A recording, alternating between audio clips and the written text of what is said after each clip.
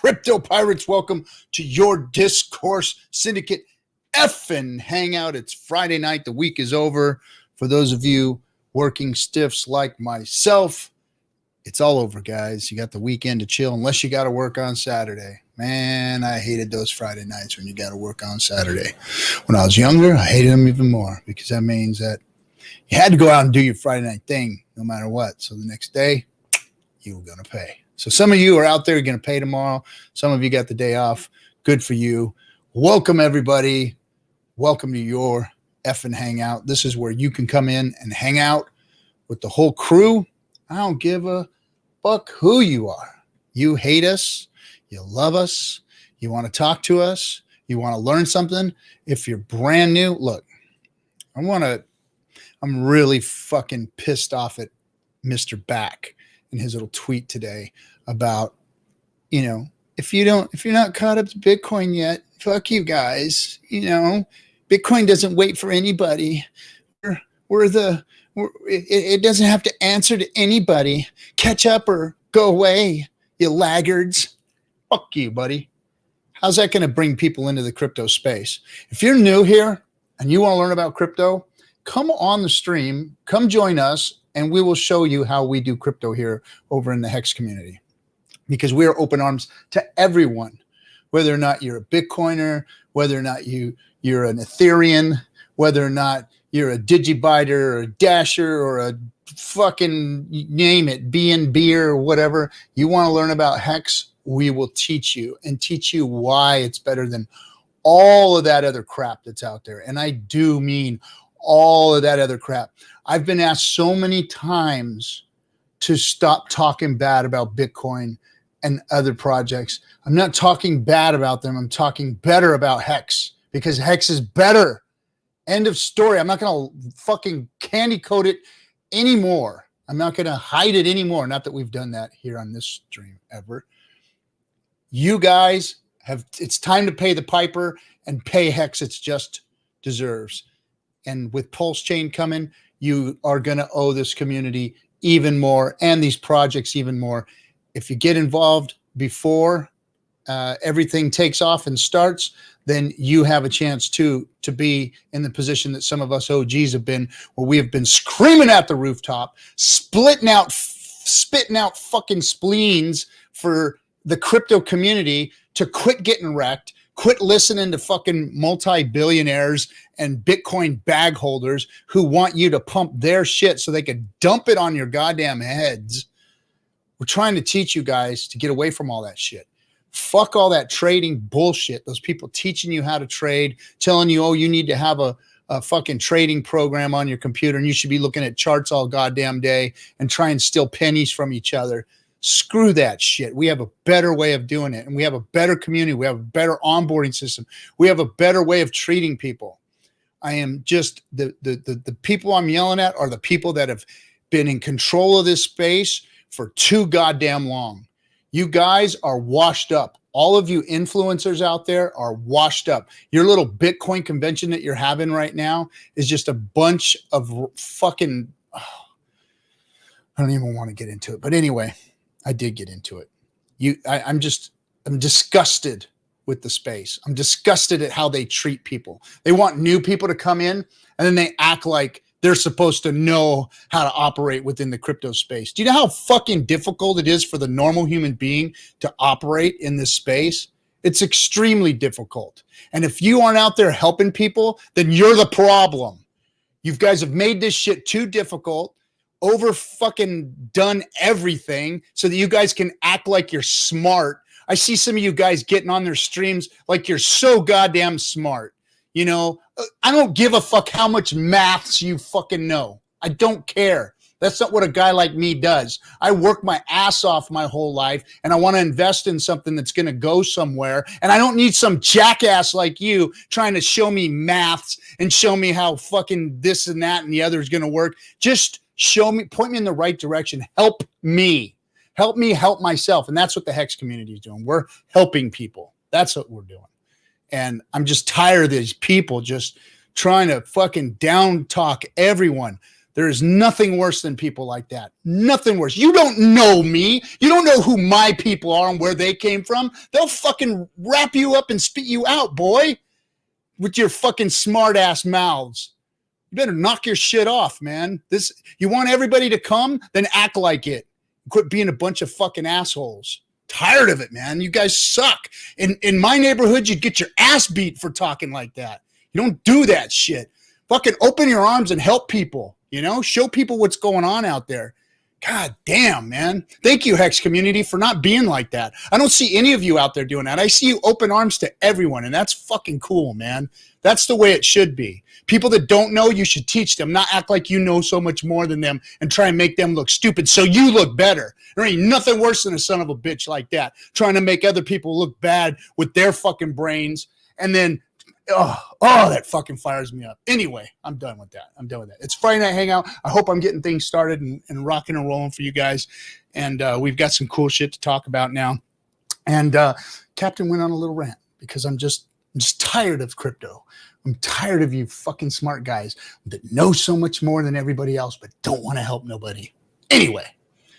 Let me say hello to the chat room before I scare everybody off and run everybody away. Melv, what's up, buddy? Good seeing you. David Feder, hope you come in, bud. We haven't seen you in a while. Mudhog, hey. Maddie Crypto, ahoy, what's up? Rated. Oh, we got him rated. Elbow cough. Oh. Hexander, welcome. Crypto King, boom. What's up, dude? Hey, we got a guest coming. We got that guy coming or what? Let me know. Let's see. Trevor, welcome, Trevor. ISO Serenity. Let's go, buddy. Let's go. Coconut. Hey, welcome. Who else is in here? So fucking pumped. Yes, we are. We are pumped. We are. Let's see. Billy Boy Crypto. What's happening, bud? Ahoy to you. Children of the Grave, our troll banhammer man. Have this feeling this is going to be a spicy one. Yeah, I think I'm just a little heated under the fucking collar, man. I need to go out, just gotta go get out there and fucking yuck it up or something with somebody. Throw some fucking chingazos or something. I don't know. Some of these guys, man, it's like you would never act like that in front of somebody's face. You would never talk down to somebody like that. And then they do this shit in public and it just fires me the fuck up, man. Anyway. Let's see. What do we got here? Looks like I got everybody. Marcus Malingering. Let's see. I just started watching. Oh, sorry if you came into the middle of my little rant there, man. Yeah, hit the likes, guys. Pay me Hex, what's up? Unwrecked. Hey, what's up, dude? Good to see you, man. Let's see. Good. Gomer Pyle. What's up, Gomer? Freaking Marine, right? Another Marine. Anyway, Gomer Pyle was a Marine. For those of you who don't know, he was the guy that said, golly. Anyway, but anyhow, I'm going to start bringing up everybody and we can start talking a little bit about that. I don't want to get too much on a tangent with the whole thing, but man, have you guys experienced that? Have you experienced these like little fucking twiggy pleb fucking in life guys that have never really worked a real fucking day's work in their life, never had to struggle their asses off. They've been in college their whole fucking days. And I'm not saying anything bad about that. I'm not. But it's when you think that you're holier than other people because of your fucking brains, you better take a step back, man. Take a fucking step back. Some of us have done other things that have been just as important for humanity as your little fucking brains. And you need to treat those people with respect. Just because they don't know as much as you doesn't mean that you get to go out there and treat them like shit, man. Especially if you want to bring them into this space. I'm fucking ashamed of you guys, man. I really, really am, man. I've had it up to here with these fucking guys. God damn, crypto, you guys are fucking pissing me off. Good thing I'm old now. If I was young, I'd probably be anyway. Fucking let me bring up the OG Hexican Cutthroats that are in the room so that I can shut the hell the fuck up before I get myself in trouble or something. Hold on a second. We've got Gary and Timmy B in the house. What's happening, Cutthroats? How you guys doing? Awesome. Good to see you. How are you guys? Could feel the passion, you know, even if the sound was off. He'd be like, I saw that animated RG3. He's got something in his craw. He's got to share. You know, I'm just,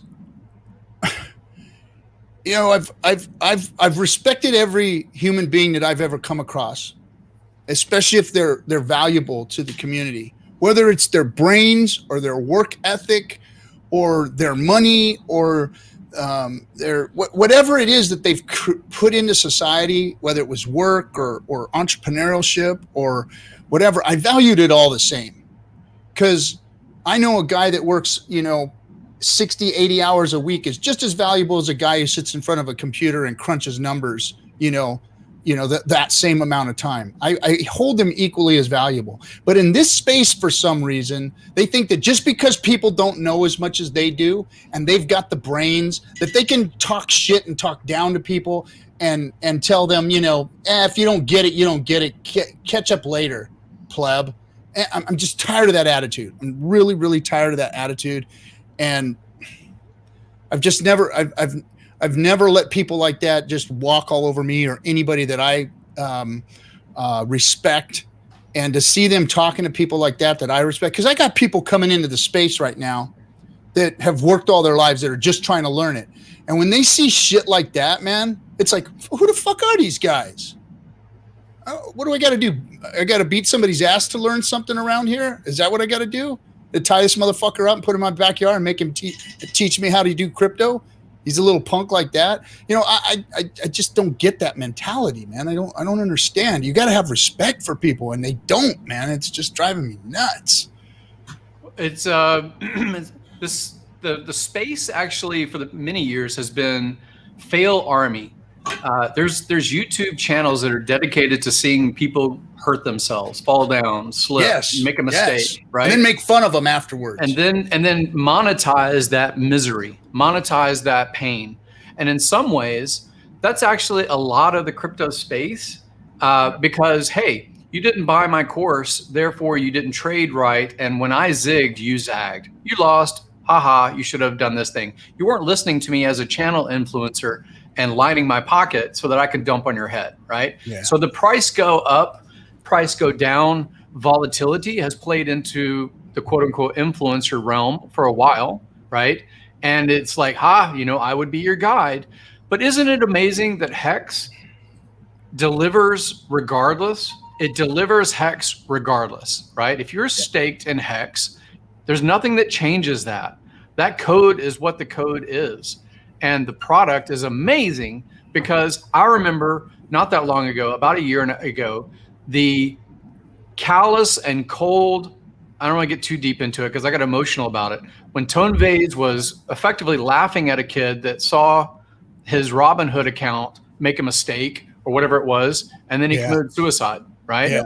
So he was so fucking dark in the way that he addressed that in Twitter, right?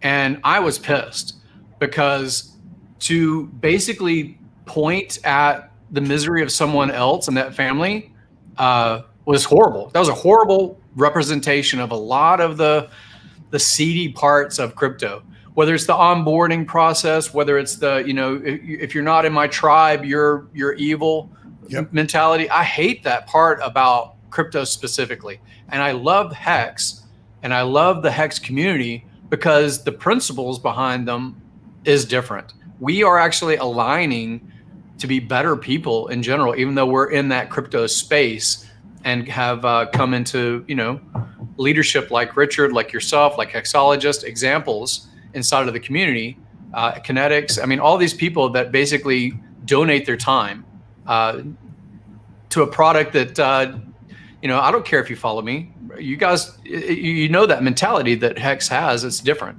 Yeah. No, I got. Go ahead. I'm sorry, Timmy. I was just going to summarize what Gary just said in one quick sentence, and that is, the more that we personally decorrelate ourselves from that kind of mindset, the more I believe Hex will be decorrelated from the market surrounding that mindset.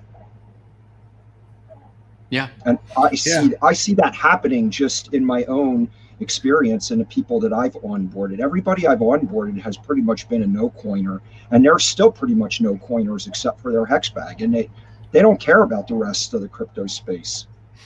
Yeah, I've never seen Hexicans like pile on somebody new for asking a dumb question or a new question or a question that's asked a million times. I have seen every now and again someone get overzealous about trying to protect Hex, trying to protect the chat rooms from, people coming in talking about other things, or, that's about the only time I've seen, Hexicans kind of get on each other. Yeah. Maybe differences of opinions on how things should be if we're talking about, the nuances of, something that we think should happen. Like we see a lot of discourse in the secret Pulse room. But that's people are putting, everything controversial, everything at the kitchen sink on the table right now and talking about it. So yeah, you can figure discourse is going to be there, but it's all helpful discourse. And even some of the arguments will help for all arguments. But the stuff that I'm seeing now, because I think the Bitcoiners are getting so scared, so afraid of what's coming their way, of what their little pump just did. I mean, they're eating Elon like he did something to them, and he's the one who helped them pump this thing just recently. Yep. And for them to turn on him is like, you guys, do you know we're watching you? You did this all in front of us. We watched you. You guys were basically gargling him weeks ago, and now all of a sudden, because he made a comment about something that you guys should be addressing. You should be addressing these issues that he's talking about. They're legitimate issues. And if you guys were to have an open discussion about them and see how to solve them, then maybe something can be reached. But no, what do? They pile on him like he's some piece of shit, like he did something horrible. And that's not what happened. That is not what happened. He questioned some things, and they should have had answers, and they don't have answers, and that's why they're mad. And that's what they're doing out there. And now the new people that are coming into the space are getting treated like crap, and it's wrong. It's just wrong. Let me bring up the new guys. The days are numbered for it to be dominant, super dominant as far as the liquidity, for sure. And Hex is coming, and I think a gentleman by the name of James Jetson, who I don't know if you guys saw him on Twitter. Yes. He went on Crypto Blood's channel. Crypto Blood's been on this stream before, but he went on Crypto Blood's channel and said, "Hey man, it's time. The flipping's coming. Hex is going to flip ETH. Hex is going to flip Bitcoin. Bye-bye Bitcoin." And they just like fell over laughing. And he sit there with a straight face and said, "No, you just wait." And what people don't realize, they don't know what Hexicans know. We know that the market cap metric has been gamed. Freaking Richard is eating your guys' lunch. Your market cap metric, you may as well get rid of it, because you're not going to like what's going to happen. It's going to flip it. Period. End of story. You can't stop it from happening, Bitcoiners. You can't stop it from happening to all the rest of you top 10 coins.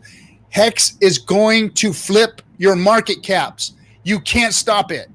You can't. It's inevitable. It's been gamed. It's going to either you're going to stick with your market cap and lie about Hex, or you're going to call market cap useless, like Richard and we have been telling you for the last year and a half, that it's a vanity metric, that it doesn't mean a goddamn thing, has absolutely nothing to do with the real metrics of the coin and what it's doing. So, okay, it got gamed, and now you're going to watch it get eaten up by Hex, and we will flip them. And of course, the ones that are honest will show it, like Nomics, and the ones that aren't honest won't show it. So that's what's going to happen. Yeah. It's good to see you on Wreck Pirate. Yes. Hey, how you going, boys? Can you hear us okay? I hear you fine. Yeah. I'm actually using I'm actually got basically on a clean skin Chromebook at the moment, because I've had a bit of a I've had a bit of a scare actually overnight. I had my truck parked out the front of my house. I'd just come back from tour, and as I was loading, some local criminals had swung by in their car, reversed back, and rinsed the back of my truck of 2 bags. And one of the 2 bags has 2 laptops, and one of them was my crypto computer. So Oh wow. Yeah, so I've had a bit of a interesting 24 hours. So you ring the cops and they say, "I'll go online and fill out an online form." I would have been better off getting in my truck and chasing them. Yeah. You know, like it's like crazy. So just a word of caution to everyone out there in Hexland. You know, your private keys and your seed are the most important thing to make sure that you've got. Locked down. You got to get those accounts locked down. When we have these events like the Hex Vegas thing, I do not bring your crypto. Don't bring anything that has access to your crypto. There's no reason to. You're not going to be trading for 4 days while you're drunk in Vegas. Don't do that kind of stuff, right? Yeah. Yeah. Yeah, it's a learning exercise. So and actually, so I've been working on contingency plans and operational security, and as you know, we've got some experts, and I do appreciate the experience and the guidance that I've gotten from the likes of Day 43 OG and Jexa J. Those guys have really helped me to sort of like get up to speed on what you need to do and what would you do, like basically so everything worked perfectly. Yes, I actually had 3 brand new treasures in there that I've been working on stuff, and it all just so all that stuff's just gone. Yeah. I don't know if they will recover the computers. I mean, I've got business intellectual property and everything on those computers as well, so it's kind of like a bit of a pain, but like I guess just a word of caution for everyone out there. Just make sure that you're thinking about those things. But yeah, how you going, guys? I didn't want to sort of get off on a. But I did want to share that story because, I mean, look, I know, Captain, I'm not sure who you were talking about there, but I did sort of come in sort of halfway through a little bit of a serving there, but it might not help you specifically because yours is kind of the horse is already outside the gate. But one of the reasons that people do like MacBooks is that you can remotely wipe that software. You can remotely reset it to the same as it came from the store, which may not help you because the criminal now has your laptop that has a certain value to it, but at least your data remotely can be wiped out. Right. So you might look at something like that when you replace systems and see if it fits your narrative. I'm switching to Mac at the moment. Yeah, I do Mac with my crypto, and then I keep it locked up. I never, that thing doesn't go anywhere. Doesn't go anywhere. Yeah. Hey, what's happening, T Money? Welcome to the stream. What's up? It's good to hang out. Good LV, we're on the house right here, Las Vegas. We're working hard. Our volunteers, our team is really going to give you some good loving over here with all the Hexicans. So, shout out to everybody. Right on. Thanks, T Money, for taking care of business over there in Vegas. So everybody, if you don't know, T Money is helping us with the whole Vegas tour trip thing that we're doing.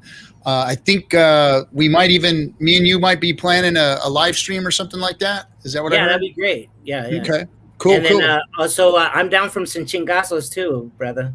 Hell yeah, man. Let's throw some freaking chingazos at some of these freaking plebs out there, these life plebs.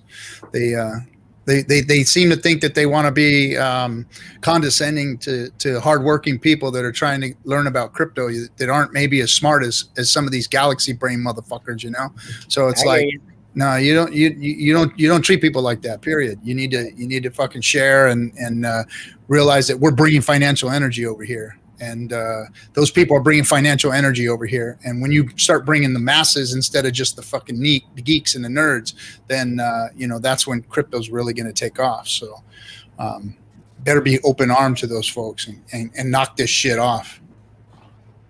That's why I love the Hexicans, brother. We're really open. We're a family here.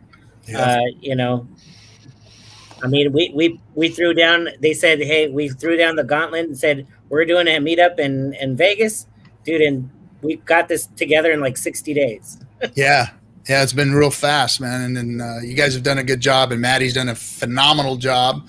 Yeah. And if you guys, what's our Telegram room? The Hex Vegas meet. It's the Hexican.Vegas. Hexican.Vegas. Yeah. No. That's the website. The Telegram room is, I haven't even been in there in a while.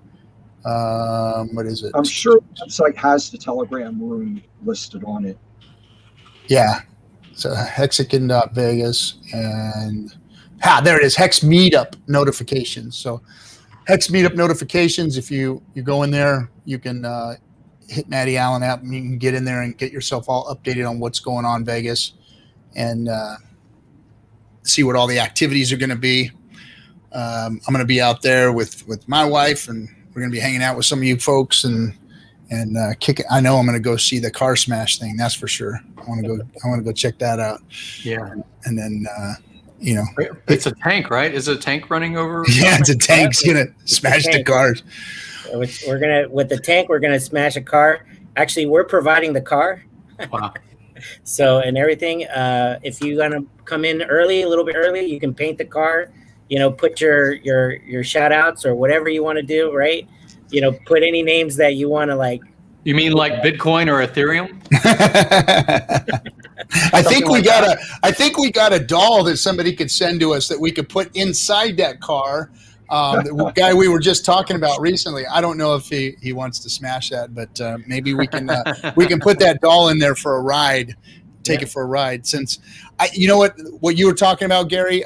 I don't even talk about that guy anymore because of that was so appalling to me. Yeah. When another human being lost their life because of bad trading advice or because of, getting themselves in over their heads. And then, it was a glitch. It was a computer glitch that made the kid do what he did. And for that family, they're devastated forever. Yeah. That young man's life was snuffed out because he thought he made a horrible mistake.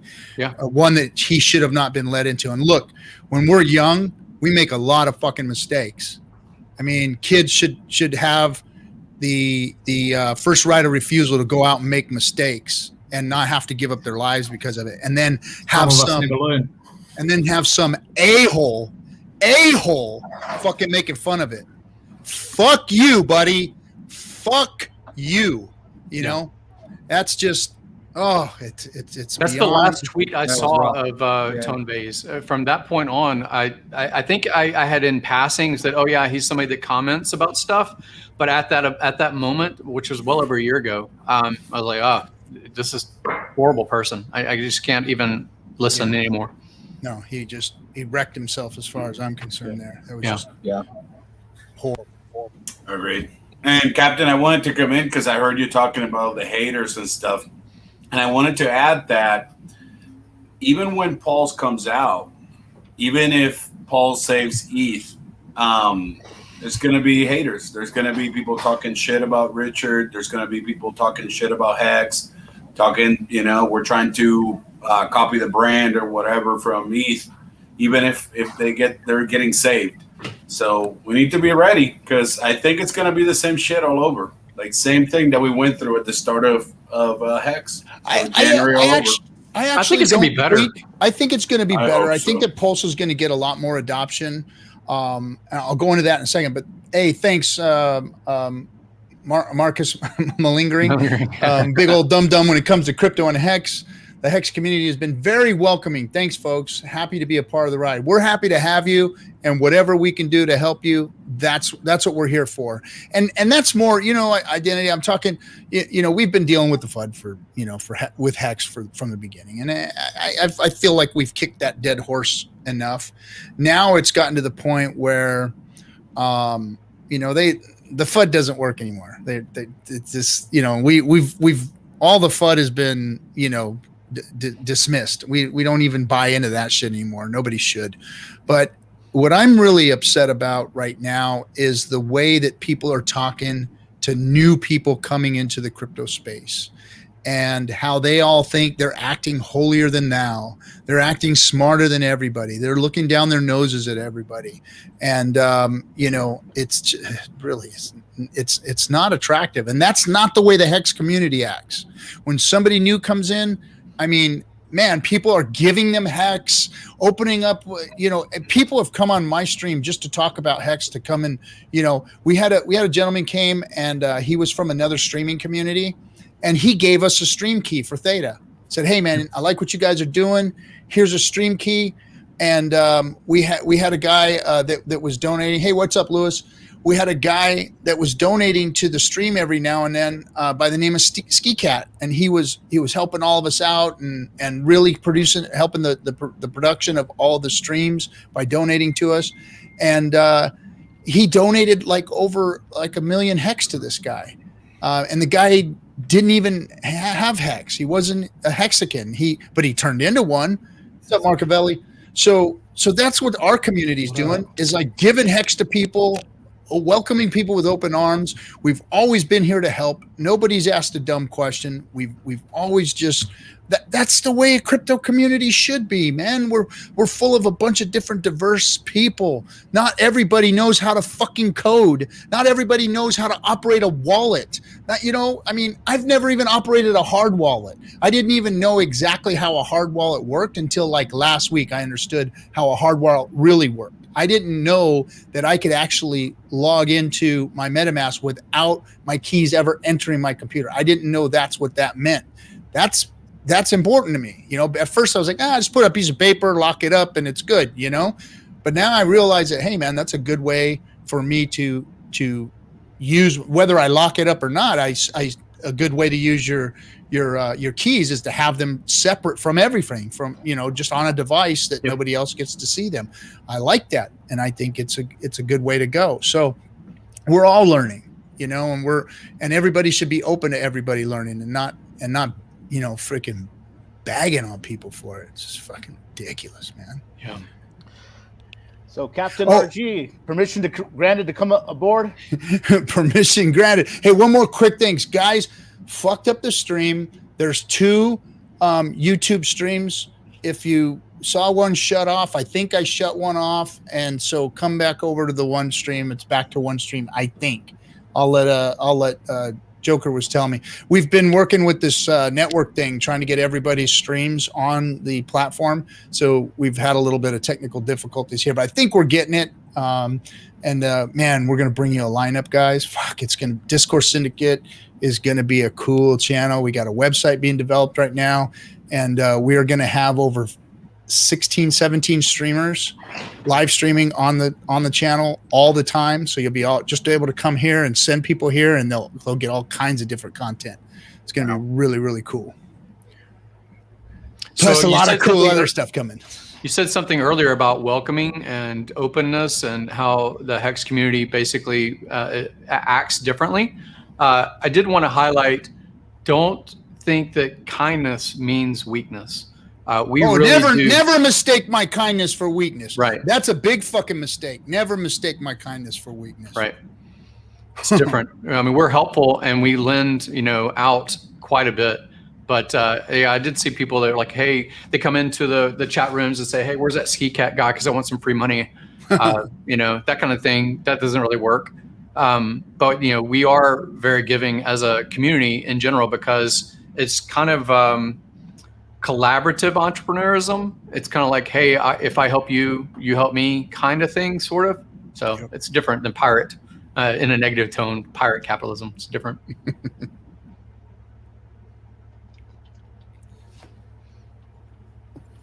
Too many people on here for that much silence. Hey boys, I've got to go. I've got to get to a netball game, so I'll just say hi and goodbye. And look, it's as you know, we love the Discourse Syndicate. We get behind you guys wherever we can, and we've got our own little sort of thing going over here with sort of helping to raise the awareness and education with cryptocurrency, specifically Hex crypto. And we've been getting some great guests on over here too. So and we are going to fire up and do a bit of collaboration with you guys. But I've got to go to a netball game. I just thought I'd come on and let you know and just sort of, I guess, share that message around securing your your crypto. Your seed phrase and your private keys is probably, critical 101 lesson. And I got that from Richard Hart. And, I love all you guys, and I respect the message that you guys are putting out. So keep up the good work, and we'll see you all around the traps. Hey, thanks for having me. All right, Unrag. We're looking forward to it. Thanks for coming, bud. Good seeing you. Good day, mate. Yeah, that whole crew is also going to be streaming on the DS network, so it's going to be cool. It's going to be cool. So how about that Floyd Mayweather action there down in Miami? Oh God. Is that going on right now? What's happening? Well, Floyd Mayweather was on stage talking about another coin that could overtake Bitcoin, and the whole crowd just came unglued and booed him, and the videos. I think on he got Twitter. sued. I was going to say, did he get did. sued by the SEC or something? Yeah, he Really? did. He got sued. I don't know, like a year ago or something. It was during the bubble of 17. I think. I remember that. I don't remember what he was into. It was like at that him, time. DJ Khaled. It was a few Khaled, influencers. Snoop Dogg was a Ripple guy. Yeah. Really? Oh yeah, that's right. Yeah. With Bill Clinton. Yeah, they made. Yeah. They Get away from them. money got a hold of them. Somebody paid them money, and that's what happened. They didn't get to do the research. They didn't get taught. They didn't learn. They were just handed shit and told them, hey, this is what you should do. And it was a funny live stream. What's that? It was a funny live stream, the one from Clinton, because he didn't even know what. I don't think he knew what XRP was or nothing. I think they just gave him a check and they told him just stand there and talk about stuff. So he talked like 20, 30 minutes about random stuff. He wasn't talking about crypto. He wasn't talking about Ripple. He was like, all right, go there, talk, and do your thing. Yeah, and that's a shame that's how the sham continues over there. In BTC land, it's like any PT Barnum tactic that you can find, throw it at it. Because that's what they're left to right now. They've got nothing. They've got nothing to offer anybody. But there is no second best. There is no second best. There's no second best crypto. There's only one. There's only one crypto. That's all they got left. That's it. Fucking billionaires panicking is all they have left, and memeing, and pumping shit coins. I mean, literal shit coins. I'm sorry, Doge. I kind of liked you because you were the meme coin. You were fun. It was a joke that you guys even came out, But to do what you've done to people, and it's like, I don't like you no more, Doge. That was bullshit what just happened. So I mean, they've got to stop. They've got to just stop, and they're panicking right now. This is when. So in chaos, they steal, guys. I want everybody to understand something. In the whole world of finance, war, you name it, the reason they create chaos is so that they can steal. That's what happens. In chaos, they're able to steal, and that's what they're going to do right now. They are going to steal from people. I'm telling you, this is not going to end well for Bitcoin. They've got nothing. There is no narrative. There is no community. There is nothing but a bunch of fucking heads out there talking out the side of their necks who've got nothing to say. They've got nothing to add. Bitcoin is bringing nothing to the crypto space, which is a technology space, by the way, everybody. It's a space for technology, and technology advances. Technology moves forward. Technology is changing. If you're not in front of it, you're losing. And that's what's happened to Bitcoin, and they don't have a narrative to fix it because they can't get behind anything that's doing better than it. It's fucking sad, man. Yeah. It's sad.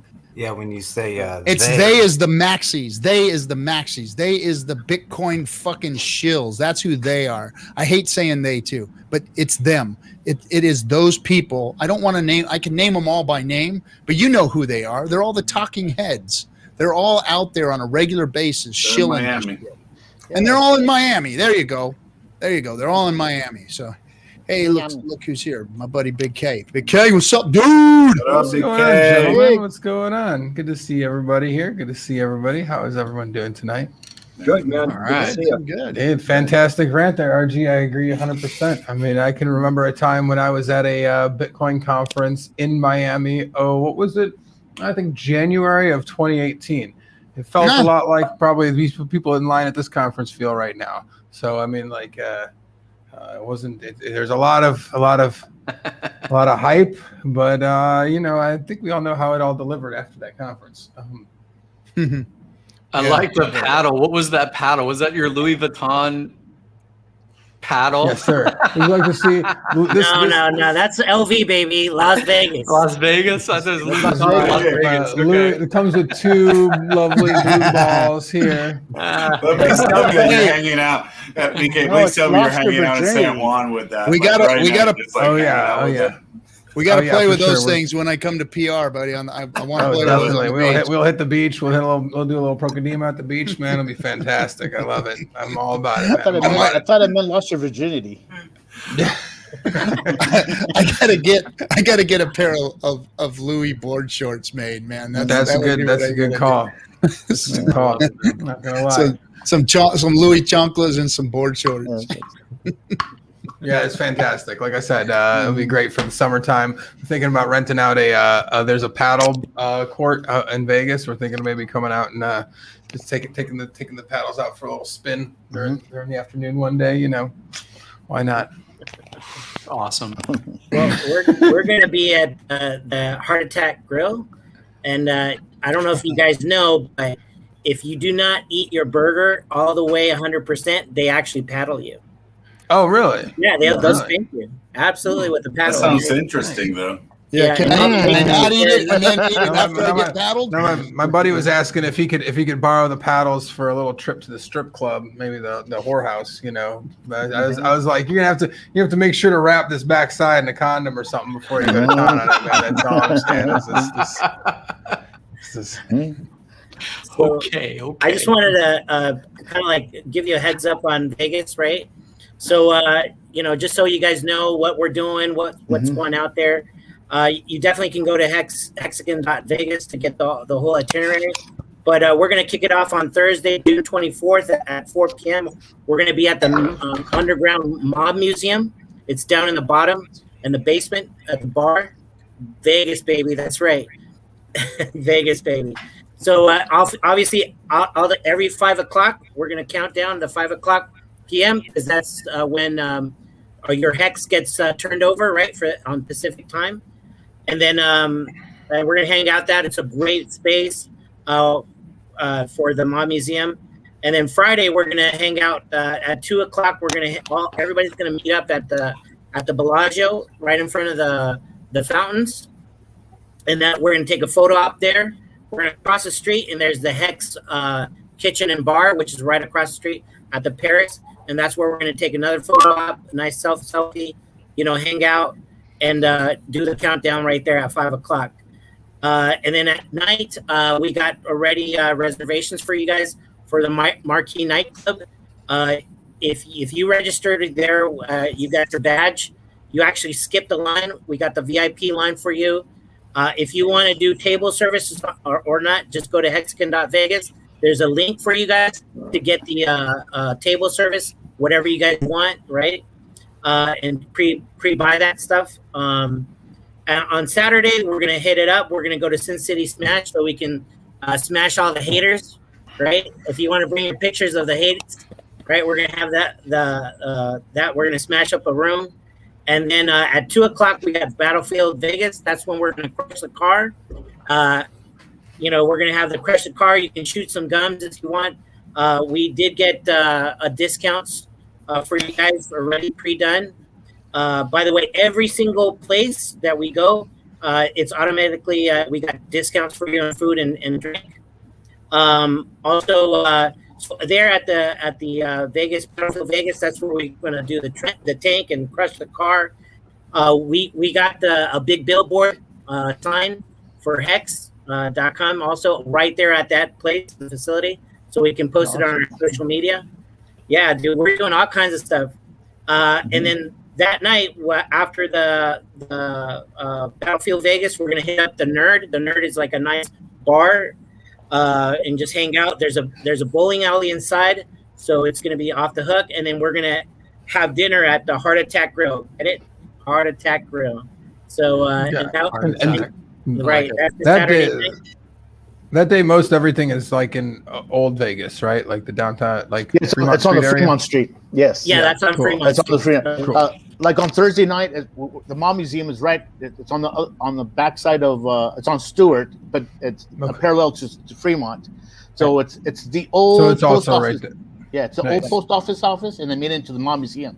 The place is really super nice. If you guys can check it out online, you'll see how really nice it is. Yeah, and then and by the way, Louis is my brother, so he's been working hard for you guys too. So we're the brother cryptos, right? So nice. Vegas boys. That's right, we're the Vegas boys. So it was because of my brother that I'm a Hexican. So shout out to him. Nice. He pretty much got me in a headlock and said, "You got to do this." So I am so grateful to him because he got me. Good job.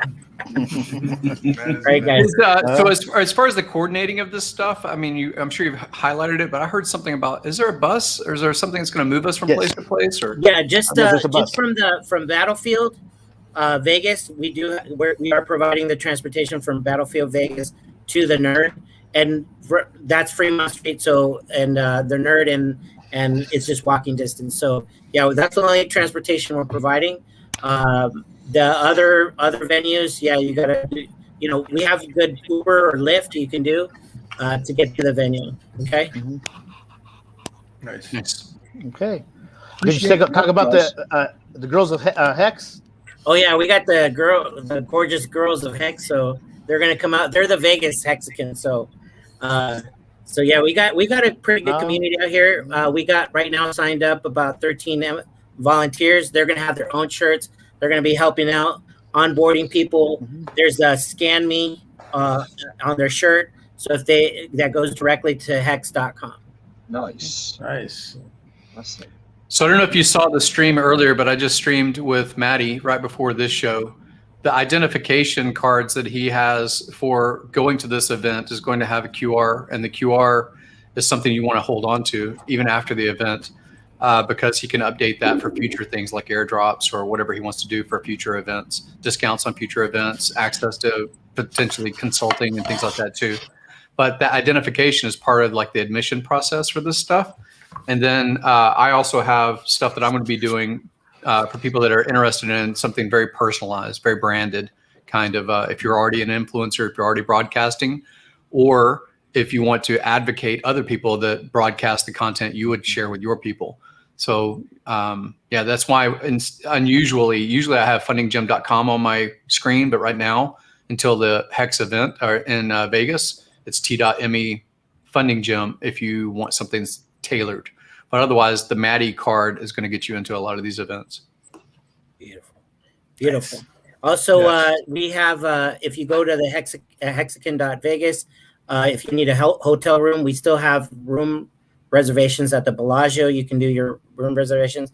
Mad discounts that we got you guys.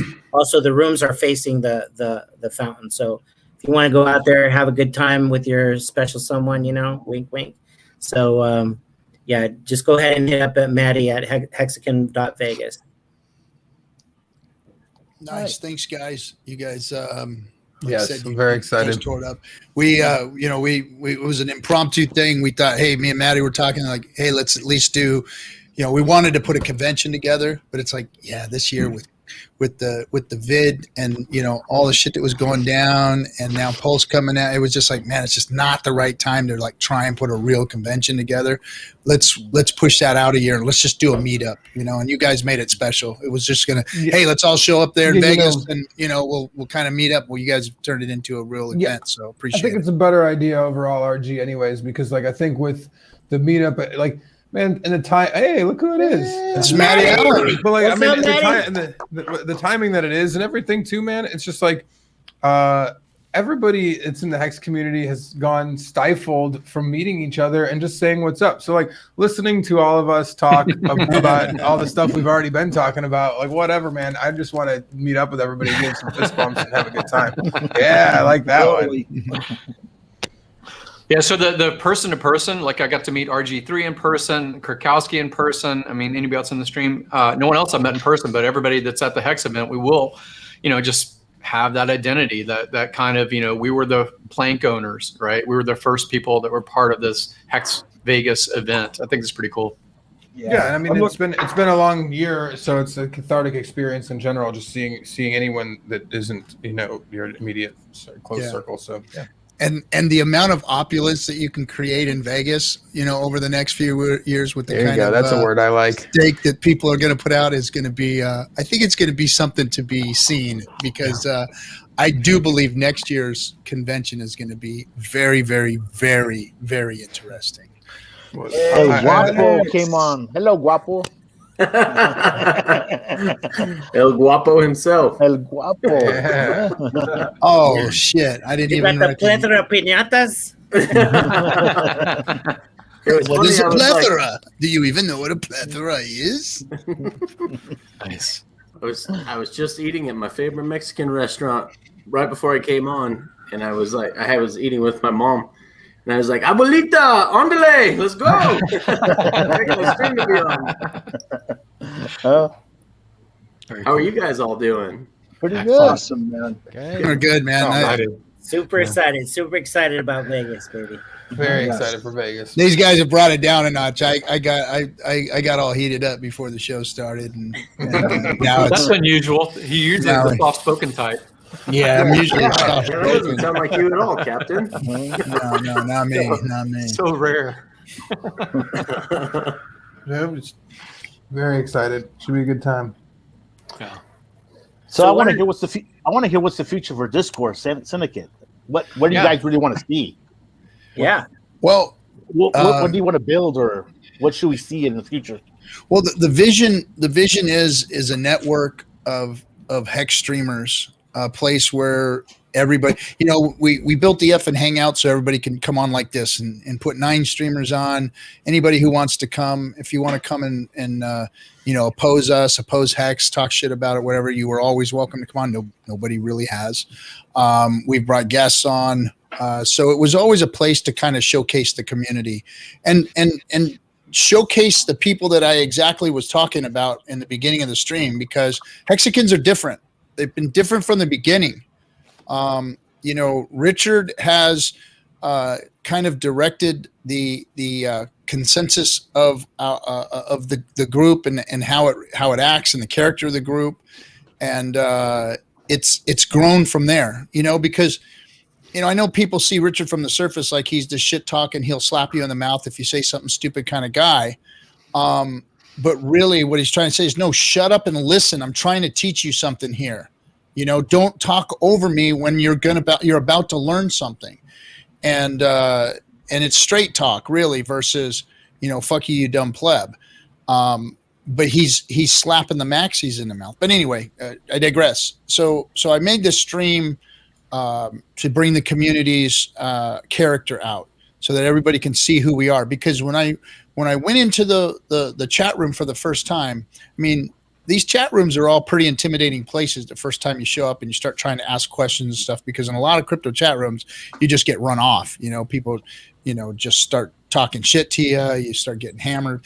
But in the Hex chat room, I noticed that there was a lot of people helping others and teaching people and trying to understand the things about Hex that were confusing. Because if you're not a real mathematical genius or a financial genius and don't understand, finance as well as like a lot of these guys do, then it was hard to understand. It was hard to grasp. It was hard to wrap your head around it.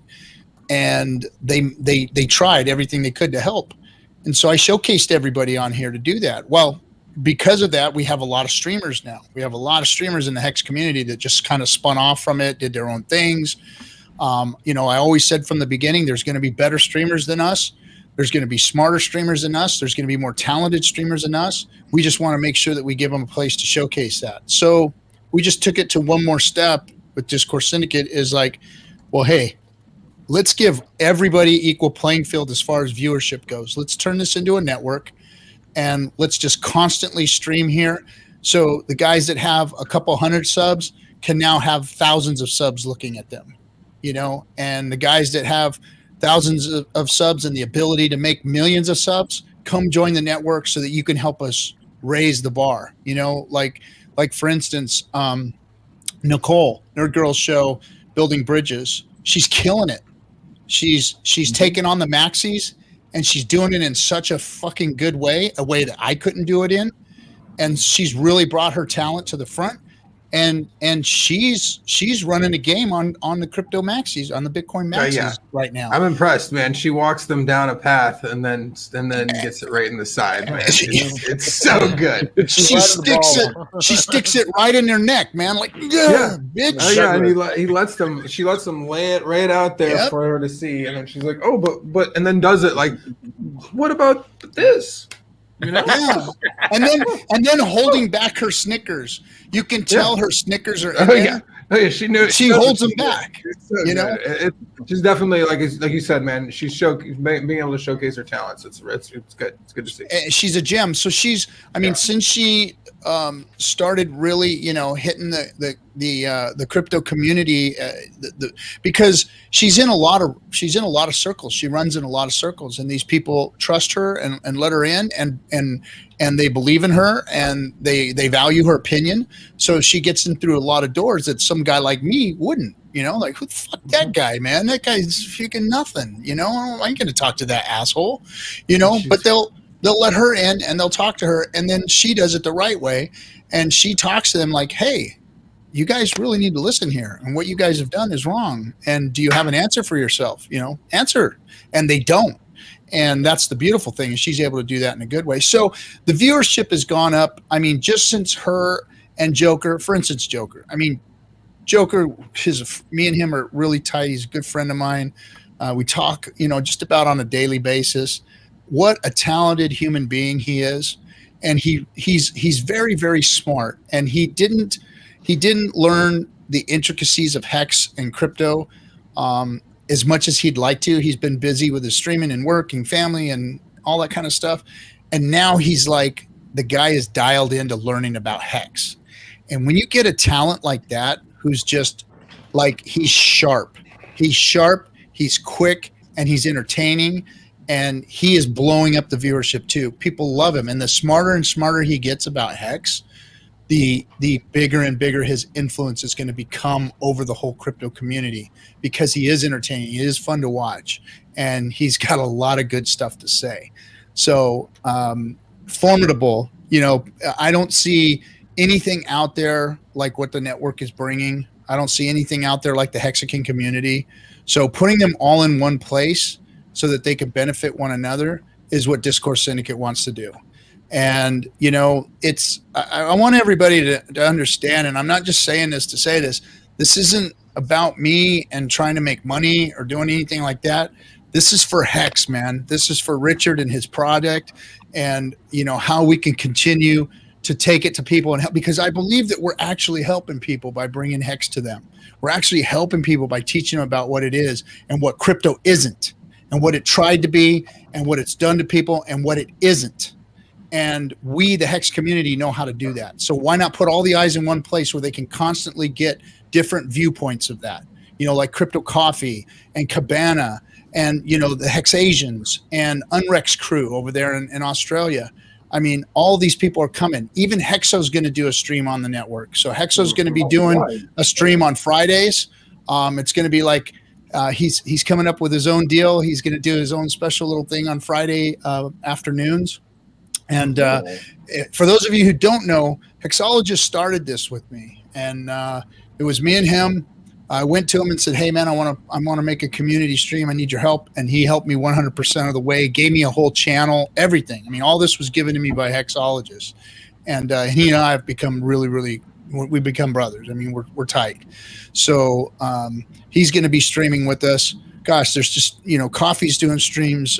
Chaos is doing streams. I got my list here somewhere. So if I'm missing people, kid named Jerdog, who does charts, he's coming on the stream. Nice. Jenkins, who also does charts, is coming on the stream. So we're going to have charters. We're going to have smart guys. We're going to have Matty Allen and the Quant Gang guys coming on too. And yeah, buddy, yeah. And it's just going to get better and better and better. And we're going to bring more and more streamers. And for those of you who I haven't got back to, please don't think that I'm blowing you off. But I've got 3 or 4 brand new streamers that want to come on now, that are sitting in my Telegram chat room right now, that are talking to me about making their own streams. They got some cool ideas. I mean, new stuff's coming, guys. Like literally, like people are coming up with better ideas for shows and how to bring Hex content. We've got Krakowski's going to actually start doing his Bingo Earth. Charity bingo. We'll start that. We'll start doing some other charity fun stuff with Bingo Earth too. It'll be a lot easier to do as soon as Pulse goes live. Right now it's just the gas fees. It's tough to send somebody $20-$40 for a profit and cost me $20-$40. So please Pulse now. Thank you. Yeah. So Krakowski and I talked today about, we're going to set up. So look, on top of, being an open-armed crypto community that believes in a great cryptocurrency that is going to have a great platform to operate on with Pulse. Hex is the crypto to end all cryptos, and Pulse is going to be the chain to end all chains. And I believe that, and I know a lot of us here believe that, and the crypto community is starting to believe that too, because they're scared. You don't have to see their enthusiasm. Look at their fear. But one of the things that I want to showcase is our generosity. That's always been the case here. I've seen it in the beginning of the chat rooms and the Telegram rooms. I've seen 200,000 Hex donations to people, tips. I've seen big tips flying around in the rooms in the early days. That was in the early days when it was cheap. When it was cheap, stuff like that. Yeah. And we were dropping, 500, 1,000, on people all the time. Like, you don't see the tips flying like they used to, but the tips used to fly, guys, in the Telegram room. Like, you could go in there and people were tipping you all the time. I mean, I literally went in there and I pulled a bunch of money out of my freaking blockchain wallet not too long ago. It's like, oh shit, look at all this crap in here. Well, I think that we'll get a fresh start with all that fun stuff, that like low fee stuff that we were having when Pulse comes out. I mean, just in general, that was all. I mean, I talk about, like, I remember building staking ladders with Hex where, like, you'd mess up a day and you just cancel the transaction and then I redo a transaction. Like, now that's like, oh, I'm just gonna waste $30, $40 extra for just forget about it, right? A day off or whatever, So like, I think a lot of that fun stuff will be live and available to do on the Pulse Hex and Pulse network in general. So I'm excited to see how they. This is a community of entrepreneurs. If you ever were looking for an opportunity, PulseChain, not just as far as a potential return, as far as investment kinds of things, you can look at it that way. But, blockchain wallet, we used all the time, and it was Ethereum. It is Ethereum. Why isn't there a Pulse version? Someone wants to be an entrepreneur, make a Pulse version of blockchain wallet, and you probably will dominate. There's opportunity galore inside of this Pulse opportunity. Mm-hmm. So back at that real quick. So we're going to have a tab on the website on top of having the live stream of whatever's on Discourse Syndicate on the website. We're going to have the channel guide and everybody's times and days and whatnot that they're streaming. But on that, we're going to have a tab that is dedicated to our donations, charities that we're going to give to. Krakowski's Bingo Earth is going to be on there. So we're going to have, it's going to be a Hex, the heart of Hex or something like that. And, I'd like to be able to, ideally through Bingo Earth, we can show, like, everybody that is an influencer that is doing a show can come on Bingo Earth and showcase whatever charity that they believe in and want to get money donated to, and build trust in, so that way there's like a constant, everybody can come through and have a place to showcase that and be able to give back to the community. People be incentivized to watch, through some 503Cs. Yep. Yeah, because what we do with Bingo Earth is it's because of where it's registered and everything else. We're allowed to do the charity bingo style giveaways, which is awesome. So like I said, it would be great to be able to continue to do that and do it in a way that showcases all these other charities that have. It's like, I have things that I believe in, but I know everybody else here has something that they have that's near and dear to their heart. They'd love to be able to give back to, and like it's a great way to already have a set platform to where we can just plug them in and be like, we have a set basis of users and everybody else that's already interested in making these projects. Really quick, do you remember how much Bingo Earth has given away in Hex? Oh, in Hex, over 2 million Hex. So 2 million Hex. It's like somewhere between 2 and 2 1/4. It's so 2 1/4. Yeah, that's pretty cool. We're good. Yeah, that was cool, and that was all before. We finished up doing that at Big Payday, and we're done with that since then. And then, like I said, fees went crazy, and I was like, let's just start doing Bingo Earth again. It's like when I said it was February and like the fees were so high, I was like, well, I can't give anybody. This is ridiculous. So we haven't been able to. One thing, Captain, just a really quick, I'm impressed. What impressed me about you, Captain, is that you had Edward Griffin in your channel. That was dope. I mean, you just bringing on that high quality. Props to Crypto King. So that had nothing to do with me. Whoever, right? I was in, but it was on your Discord. You're the one that interviewed him, right? So that was dope. Bringing on more authors, that'd be awesome, right? On different topics and whatnot, that'd be great. Yeah, that's what we want to do. We've been trying to up the production quality and the guest quality and all that. And it was great having Mr. Griffin on the stream because he's a respectable guy, wrote a really nice book. He's like a guru in the financial space. I mean, he's the one that kind of blew the lid off the Fed and all that kind of stuff with his book. And it was an honor having him on and being able to talk to him. And I owe that all to our producer Crypto King. For coming on and he's out. I mean, he hunted down, and I think he should be showing up here this evening, the gentleman that was on with Crypto Bloods and basically told them guys that Hex is going to flip Bitcoin and made them all swallow their gum and shit. Yeah. And but what's cool? Got to throw credit out to the community too. Thanks guys for all the retweets when you see things like that. So yeah, but your Twitter game, you guys are on point with your Twitter game, and your Twitter game really helps with that. It does. Instead of poking people in the eye like I always do out there on Twitter, reaching out a hand and shaking it every once in a while is good too. So, well, I feel like we're on the precipice of like a really onboarding phase with like Joe Paris, with other people that have been bringing a lot of attention. There's people inside the voice chat all the time now that says, I didn't hear about this until last week when it was on Joe and Gerardo, or it was on this, who's the guy? Well, they hear about it because of TA. Yeah. So just to let you guys, because of all of us doing what y'all are doing, like all the likes, retweets, all that shit. Every time you guys are in another YouTuber's chat room saying something, all that does make a difference. I mean, it's this stupid saying, "No raindrop thinks they're the storm." I mean, but like this, it's the truth. Y'all make a difference. So keep what were you saying, Maddie? On that topic, I want to invite everybody who's on stream right now and everybody who's watching to do a 60-second thank you to Hex video and put it on Twitter. Would you all be willing to contribute your mini testimonial? I'm going to do one for you, Maddie. I'm going to do one this time. I know I've failed everybody in the past with these little videos. See, I did yours for you, Toby One. I did it, man. So put your shit out now. I was the early commitment about an hour ago because it was 30 seconds an hour ago, and now I heard that's right. 60 seconds. Yeah. Now it's a minute. So, well, the problem was the 30 seconds didn't seem like it was like I saw some people's videos. You can't get it in 30 seconds. You need at least 45 seconds to get it That's out. right. What I want to do. Thank you, sir. I want to say not only thank you for the $20, but also thank you most of all for getting Richard last minute on the what was it, Mitch Ray's stream. It was Marco the Hexican that made that happen. And that was a fucking great stream, man. That was awesome. Mitch was thank you, Marco. That dude's legit and has an open mind, and was I mean, you could see his wheels turning right in real time too. Sorry to cut you off, Captain. Go ahead. No, that's all right. I just want to let everybody know that as things are moving, things are really moving and progressing. Too fast.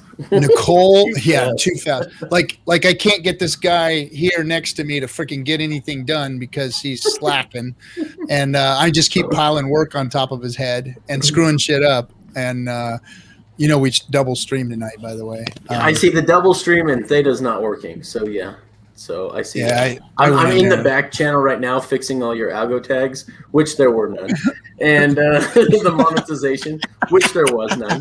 So taking care of all that. So I know. Good job. Good work. Finally, you're on the job. I know. Finally, Captain just set sail. All right. Somebody else. That's right. I steer the shit. I point, man. I just that way, guys. That way over there. Now, fucking. Hoist the sails. I'm trying to keep up with all the orders you keep barking, but man, you're working faster than I can put systems in place. That's awesome. Well, that's one of the benefits dangerous. about you guys launching a network versus individual stream as a popular stream is you can actually benefit, the network can benefit because everybody's not an expert in thumbnails. Everybody's not an expert in SEO and tags. Everybody's not going to learn all of the ins and outs about OBS necessarily. We're an expert in anything. But you can cross benefit. I mean, somebody inside this community knows a little bit of everything, right? Or they're expert in a niche. And so I'm excited to make like canned material that fills in, or other people would say, hey, I really need that live engagement.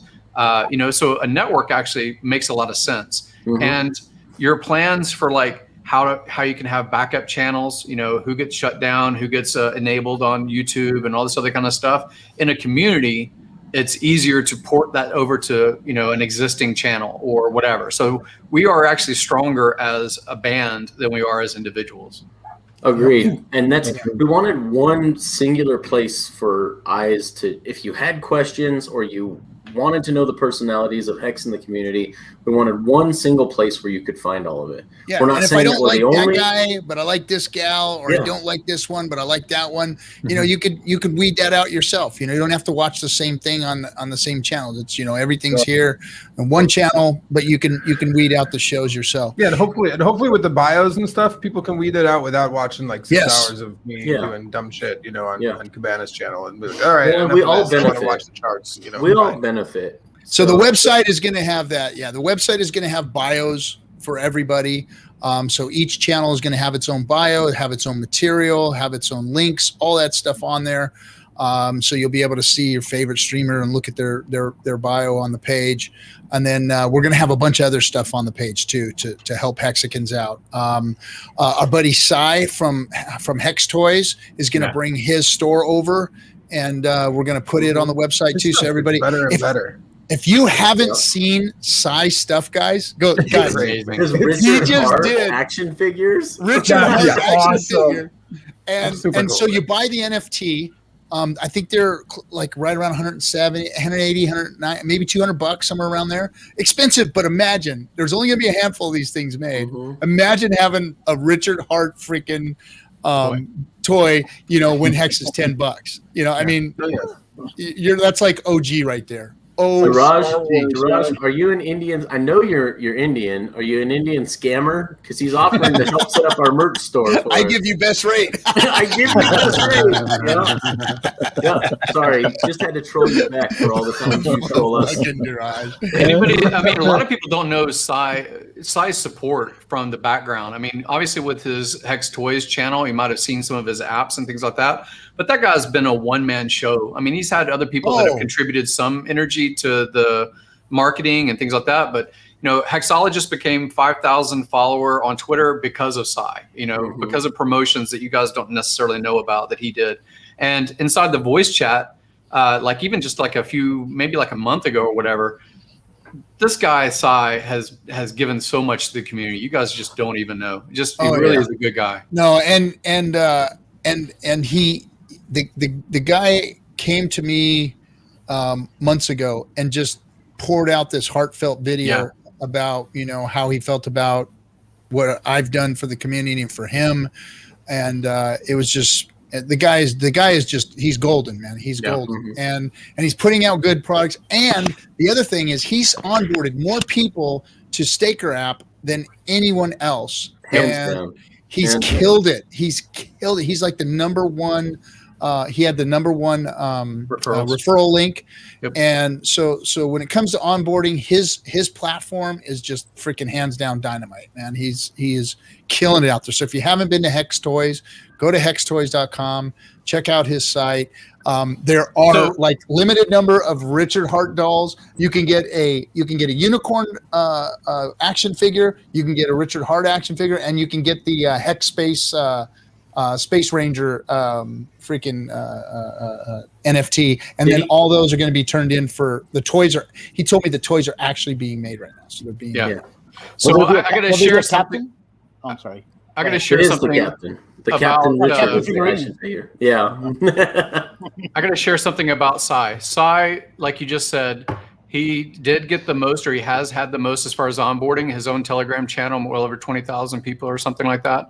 But, and he's done amazing as far as the hex staking principle and these kind of things. He doesn't really like to be on camera and things like that, but he is an amazing, heart-filled guy. So when I say this, don't try to take advantage of him. He's an amazing guy. He made a lot as far as referrals, but a lot of people don't know that about a month ago inside of the Pulse chat, people that were curious and had just heard about Hex, just heard about it, he donated to over $175,000 to onboard a lot of people that are inside that chat. And it was going on for a couple of hours inside the Hex primary, and I actually had to intervene and stop because I thought people were taking advantage of his kind-heartedness. But he's been an amazing support, not just financially, but he's a terrific guy, and I really am thankful for his friendship. Yeah, he's a great dude. That is one thing, And he's been behind the scenes, so I haven't said a lot about him. But he's that kind of guy. He's behind the scenes. He wants to help. He wants to work. He wants to act, and he's putting out quality shit, man. He's putting out really cool he's got that. He's got that. Well, it's hard to say the conventional digital marketing background because it's like what a 7-year-old, like the way that he does it. It's like a 7-year-old industry, so it's not even really like old school or anything, but it's kind of the way. Things are done in the traditional markets that aren't in, or traditional businesses online that aren't crypto related. And he's got a lot of success. And so talk about being an entrepreneur with a skill set that most people in the community don't have. So it's nice to have him here, guys. And he's self-taught. I mean, all this stuff, he's just was curious and, sleep like 4 hours a night and just self-curious about how to build these things. It's an amazing guy. Amazing guy. Maddie, it was good seeing you. And, he had to go. And Maddie bailed? Yeah. He said something, but I didn't. See you, Maddie. We need to talk too, bro. Give me a call. Yeah, we do. So we're going to have a live stream, me and Maddie, about Vegas. So that'll be at 10 o'clock a.m. Pacific time, noon Central time. So it's on his channel. Cool. That's awesome. Yeah, thank you guys for making Vegas a possibility. Of course, That's why we're here. We're just a little bit about me and my brother. We've been in business for 20 years here in Vegas. We grew up in Vegas. We have a recycling center. That's what we do. We're in the waste industry, right? So we're not mafiosos, okay? So we are going to the Mob Museum. I hope we don't see one of your statues or something. Right. Waste management. So you're saying we get rid of trash, we smash it, we put it in the trash, all right? Okay, so Captain, you want me to give it concrete boots, There's a lot of desert out there, so there's a lot of holes in the desert. We fill it with trash, and it's where it goes, right? We make a hole. That's it. Hey. We get the cannolis. Hey, let's go. There you go. Hey, so are you guys going to be able to help us with the first Hex convention? Or are we going to have to go to? We can help absolutely. Yeah. We're here for you guys, and you guys want to put it on in Vegas. This is the convention capital, so this is the place to do it, right? We should, you, myself, Maddie. We should try and meet while we're in Vegas. We should have a meeting, a sit down. Maybe when I plan to go do that live stream with you guys or whatever, we can sit down and discuss next year's convention and what that's going to look like. Yep. Wonderful. We can get that started because I know what a convention. We've got to start planning that now. We got a year in advance. We need to start planning that now. So that's another thing on Vegas. If you guys want, you guys are influencers. I have access to a studio, a professional studio, a podcast studio with live stream and everything. So if you guys want to come on as a group, we're all live, right? And so we can do a live stream there too. Cool. Maybe we could do the FN Hangout there on Friday night. There you go. That'd be cool. Great. That would be awesome. That'd be really cool. That'd be awesome. So just let me know so I can get with my contact. His name is Rob Macias, really great guy. It's the Wild Card Studio. That's where it's at. So we do the Crypto Talk, Vegas Crypto Talk here. That's our podcast. I got to give a shout out to him too. It's a Wild Card Studio Productions, and he's helping me with that. And you can see our we stream them It's on our channel and on freedomtv.info. So we're gonna show you how a convention's done, Maxie's. We're gonna show you that's how right. it's done. So this is very well timed. Thank you for the $25, Hextoshi, for helping with the shipping fees for the T-shirts, Peter's blue T-shirts. I do want to say, hey, you guys at your recycling center, I have them the shirts on the way to you guys. They literally went out in DHL today, and they should be there on the 14th. So you guys are the ones receiving them. I got to jump in on the conversation here because, so I'm talking to KNTX about, the T-shirts and sitting. He goes, I said, so what's going on with these T-shirts? Where am I getting them? Or he goes, no, I'm sending them to this recycling center in Las Vegas. And I'm like, the fuck? What do you mean you're sending them to a recycling center? What the hell is that all about? And now I understand the correlation and everything. Right. But it was like, what the fuck? Okay. And now you know why we're providing the car, because it comes from our recycling center. That's cool. That's cool. That is super cool. Yep. The name of the recycling center is Liberty Salvage Materials. You guys can check it out. You'll see. I didn't want to dox you guys too hard, but I got your name and I got your addresses and everything, and so they're on the way to for you. all your Las Vegas recycling needs. Go to Liberty. Absolutely, we're in business, so we've been in business for 20 years. So Nice. So we've been doing, it's a family business. We've been doing, the conventions. We do the backsides of casinos. I mean, my brother's been doing that for years. Yep. And, we I don't know if you ever guys heard of the Coen Brothers, the pig farm. The pig farm, it was on Dirty Jobs. Dirty Jobs. Yeah.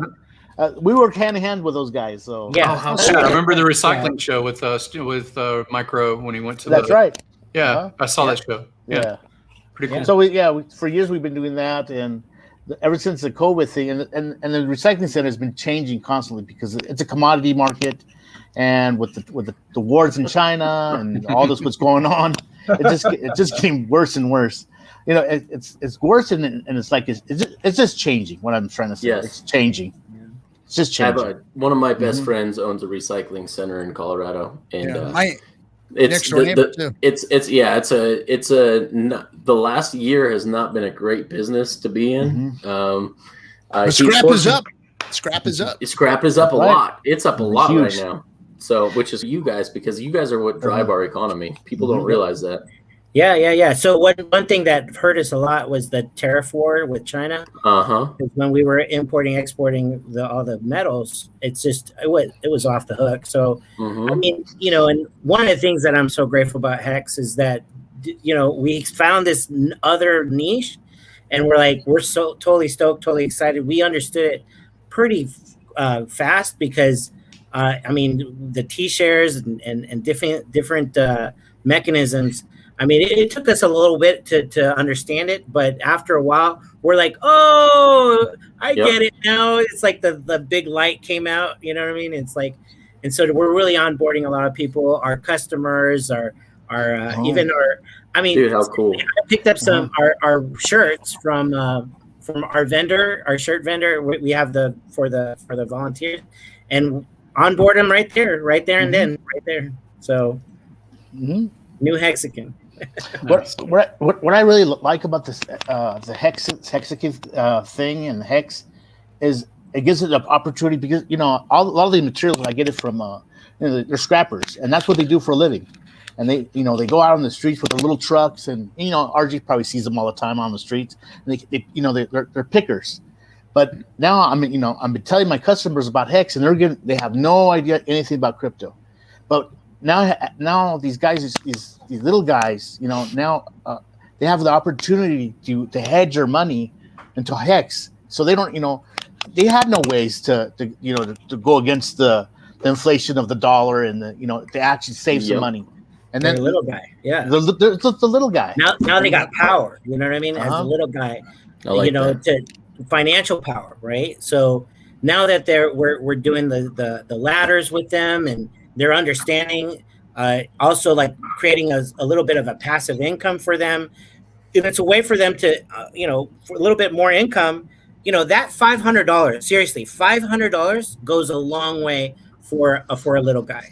You know, that emergency, you know, that, you know, going to the doctor's office, my truck got broken in or something like that. Or, you know, I think someone was talking about that just before that. You know, that emergency $500, most people are paycheck to paycheck. And we understand that.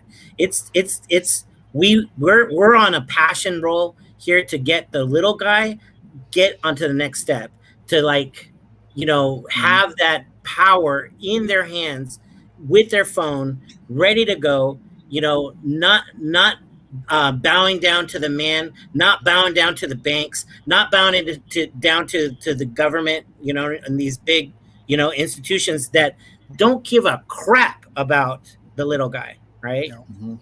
They just want their money too. The more little guys' money they take, the richer they get, you know. So, being that we're a family business, you know, and my brother can attest to this, and for someone to start a business here in the U.S. is very difficult because there's so much regulations that, you know, we got like in our industry, you got the health department, you got the fire department, they're constantly, you know, it's so regulated. Okay. And even for a small little business that wants to start a business, it's just so regulated. Yeah. And the insurance connects probably understand this. Yeah, the insurance absolutely. just eats them up. Cost. Yep. And you have to have every kind of insurance out there. You got to have your general liability. You got to have your commercial auto. You got to have your workers' comp. You got to have your E&O insurance. You got to have all the stuff that you're just like, man, how does anyone get ahead at the beginning? It's just insane, you know. So like you look at every like I look at our financials constantly. It's like, okay, so every day I have to say where, you know, everybody sees the ins and the out, right? That's easy. But our assets, the assets that make money, like Hex, that is an asset class in itself that is so powerful. That is even more powerful than a bond. It's more powerful than a stock. It's more powerful than a treasury note. I mean, it's so powerful. So it's more powerful than a small business set up right. Yes, it is. I don't think it's more powerful than a locomotive. Absolutely, I don't have any faster than a speeding bullet. Overhead faster than a speeding bullet. Yep. Able to leap tall buildings with a single bound. That's right. Yeah, because I've had. But I mean, true though. You know, we got into Hex. Early, a lot of us, and the investment that I made into Hex, you know, could have been a small business. And in fact, I just sold a small business to put into Pulse, and so just seeing the return on my shares, on my T shares that I put in my initial investment into Hex is like the returns right now are see, because we all know if you start a small business, 5 years maybe, if you're lucky, if you're one of the 10% that make it, because 90% of businesses fail in their first 5 years. Nope, then not if you that powerful, Duraj. Not that if powerful. God damn it. Do I have to put him in timeout again? He's already starting his shit. So you know, you if you become one of the 10% of businesses that actually make it through the first 5 years and you're in the profit, my T shares have already well outpaced that. I mean, just alone. So it's even more powerful than a small business. That is amazing to me what Hex has done. Now, I've never seen anything like it. And I've been in some pretty decent opportunities, but I've never seen, well, anyway, but other than things that, you know, might get you in trouble or something, it's done really well. So my first stream, go ahead. I was just gonna say my first stream with the captain was he was inviting people on. It was in March, so it's been over a year since I first showed up on this channel, and before I became a regular on the channel. And he was asking, what are some real world use case scenarios that would cause mass adoption of Hex?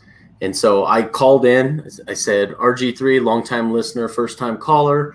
Let me explain to you in the real world how this could be used in my industry, especially as far as life insurance is concerned. These life insurance companies will invest in anything to get a small return. And when they find out about Hex and the automated code-based trustless interest that they can get paid, I have a feeling that these dollar amounts that people keep throwing around for Hex is small peanuts compared to what these big organizations with billions of dollars that need to find yield have to find yield to pay out these life insurance benefits. Go ahead, Tony. Tell them. Oh, well, I'm totally with you, Connect. See, because how I explain it to people is like, okay, so if you have the opportunity to own your own bank, would you do it? Right? Yes. That's for one. You do it. That's what you do. When you stake your claim on Hex, right? Right in. There's no KYC. There's no looking at your background check. You don't have to qualify as an investor. Nothing. You just stake whatever you want. You tell the contract how long do you want it, and then you get these T-shirts. These T-shirts is ownership of the bank. Yep. That is your money printer, right? Exactly. And Only problem with that one, Timoni, is that I think maybe like 95% of the people would actually tell you no. I think they would tell you, I would like the FDIC insurance in my money. Because they don't know any better. And none of the people have ever done an FDIC claim. But but they don't understand that FDIC is a private entity. Oh, they're broke.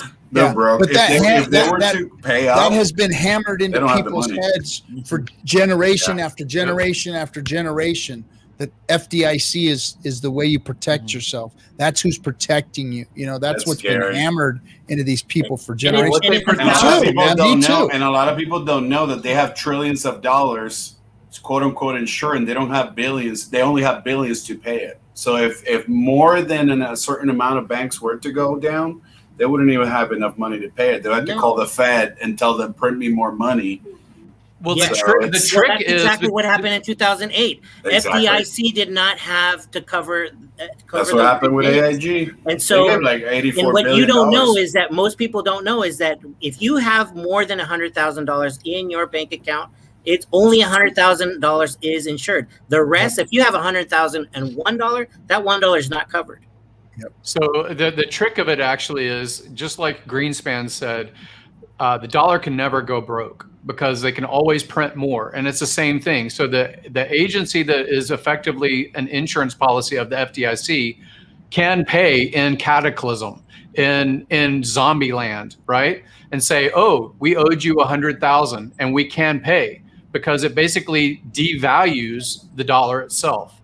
So when you what you're not protecting is your purchasing power. What you are protecting is the units. You're protecting the units, but it doesn't mean that the units buy what you think it buys in one of those zombie land kind of events. Yeah. Right.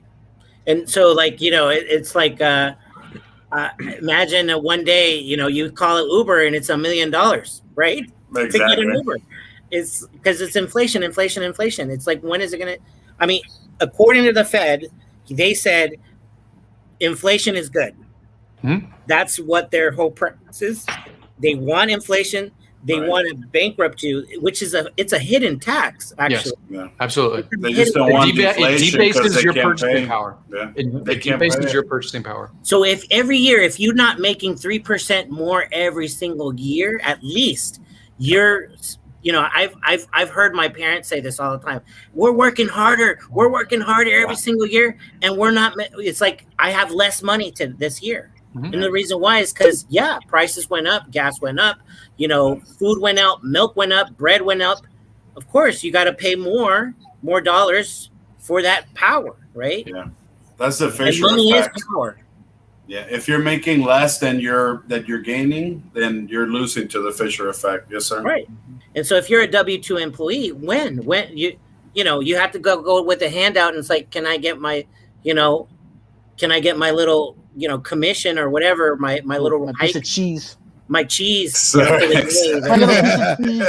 Who hid my cheese? Another. So, oh my gosh. Did you see in the chat, Brianna, she put in there about when $10,000 worth of T-shares you bought during year one are now worth $1.5 million. She's always been terrific about showing these numbers, the reality of what's been going on in Hex. 10 grand worth of T-shares in year one is worth $1.5 million now. That's a pretty good climb rate. Nice. Right. Thanks for the 1333 there, Brand. Yeah. Appreciate you, brother. So I got to play something for you guys. We've got a guest coming on maybe that I wanted to find his tweet so that we can play it. But I just saw something absolutely fucking ridiculous that I got to play. So I'm going to pull this up and we got to see this guy. This is so. Oh, I saw that. Oh, wow. This is Max. Is this Carlos Mata? Who is this? No, this is Max Kaiser losing it. Listen. He's at the event. Fuck Elon! Fuck Elon! Oh my God. How fucking costly. Are you kidding me, right? They're so scared. They are so. That's fear right there. That is fear. What? Fuck Elon. Fuck Elon. Max is a super whale in Bitcoin. Right. I mean, he's been a super whale for a long time. Yeah. Okay, so our guest is here. I'm going to bring him on. He so we had on the channel. I got to find who posted Jameson's. Does anybody remember who posted? I think it was Super Hex. Super Hex did it. I think Before so y'all on pull Twitter. the guest up, I got a rug pulling y'all. I got baby duty that's coming up, and I'm already 5 minutes late on it. So I will let y'all. BK. Have a great one. All right, bro. Lights out. Baby DOODY. Duty. If anybody can find, there it is. I found it. Hold on a second. So before he comes up, I'm going to play this for everybody. If you haven't seen it, my man here fucking give him a follow too. Laid it out. So everybody give Jameson. I'm sorry, James Jetson a follow on Twitter. And let me throw this up here real quick because this is fucking cool, man. This is cool. He just hit him in the face with it. Oh, wait a second. I don't think I turned the sound on. Hold on. Fuck. Is that JG? Let me fix it here. Kick that off. Put the new one on. Share screen. Turn the audio. Blah, blah, blah. There it is. Boom. And all right, so let's play this real quick. And then if you haven't heard this, I think every Hexican in Twitter has heard this, but if not, check this out. Check out my man here. In social media, therefore, in 2 years, when we've gone past everybody, in number 3, number 2, number 1, I'll be sitting here saying, I already told you. So wait. You telling me Hex is about to go to number 1? Bitcoin, see you later. Yeah, they swallowed their fucking gum right there. Yeah. That was awesome. They're gonna pull that shit. They're gonna pull it off of their stream. A year from now, they're like, "We never said that. We were always on." Yeah. So let's bring our man up who slapped him all in the face. This is James Jetson. What's happening, my man? How you doing? What's up, James? It's nice to be on the pirate ship with you guys. Nice. Welcome aboard, my man. Pleasure to meet you, my man. Great job out there slapping the maxis around and letting everybody know what's going on in Hex. We appreciate you, man. That was good work. Yeah, they could have definitely made you right there. Extensively. So I want you to know specifically RG3, Funding Gym, Identity Block, the rest of you guys. The knowledge that you shared with the rest of us allowed me to step out confidently knowing the truth. It's easy to defend FUD if the facts are what they are. So I appreciate you being what you are for the rest of us. Well, thank you. Thank you. And good work. Good work. Yes. And, yes. It's happening. We're doing it. We're doing it. Exactly. The truth is, for that, man. You guys have done such a good job building a community of people that there's so much content, days after days, weeks, months of content that I was able to actually absorb knowledge and learn things about Hex and eventually Pulse as well that I never would have known unless I did the due diligence and research. And so now You have other people, Bitcoin maxis, who pretend to have done the research, that don't understand the power of the T-share, that don't understand UTC time. I'm a Central Time person in Texas, but UTC time is the time that matters. Mm-hmm. And if they actually looked at the code, understood how a T-shirt works, they wouldn't be as upset as they pretend to be. They're only upset because they didn't do the research. They don't have the due diligence. They don't have the live streams of friends. They don't have the community. It's easy to be right. And most of us, especially listening to Richard and the community, RG3, Funding Jim, Gerardo, Valia Brand, like there are so many names that I don't even remember at this moment that have taught me how to be a Hexican, which means proud of being knowledgeable without being an idiot and an asshole. Yep. I know I'm right, but it's okay to be passive about it. And I told them we're going to be number one. I said it as a matter of fact. Yep. Yes, you did. That's what I liked about it. You didn't just tell them that we were going to be number one. Awesome. You showed them that we were going to be number one. The way you said it with the confidence that you said it, I was like, I got to see that. That motherfucker got to come on the show. We got to get him on here, man. The Hexicans got to see this guy if they didn't see him on Twitter, because that's the attitude that we need to go out there with. And I've said that to the Hexicans for the last year and a half. You guys are the new influencers. They got nothing on you. Thanks. When you go in with authority like that, they're going to have to listen, because guess what? The Hex chart is going to back you up 100% of the way. As everything else goes to shit, the Hex chart will back up your words. You can stand out there with confidence and say, bye-bye, Bitcoin. And that's what you did. And they swallowed their gum, and you didn't flinch. You didn't flinch. You went, I don't know why you're so excited. I'm just spitting the truth to you. It's mad. You know? It actually makes sense. And shout out to Gerardo out there doing the regression charts, the logarithmic math, the things that many people neglect in high school and in early college. But if you actually look at the numbers and you sit down and do the due diligence and look at what Richard and the developers put into the code, you realize it's not a scam. Though they were lying to you. There's no way you could look at the market caps on Numbix, look at the market caps on CoinGecko, and then compare them to CoinMarketCap and say to me publicly that I'm an idiot because I can't count between 9 billion and 32 billion. Fuck you. Like it makes no sense. Makes no sense. So when are you going to start streaming, man? The thing about me is I keep a corporate job day to day. Mm-hmm. And also, I have a family. I have a 1-year-old, so I'm a dad. I got a wife. And I make sure that they're safe first. I put the baby down to sleep. Wife came home. I'll stream when I have the ability to do so. But I'm a background Hexican. Yeah. I've seen how strong this community is and how great it is and how it's really filled with good people. Like, let me just take a step back. Fuck me. I'm not important. This community is filled with people who genuinely are smart as hell.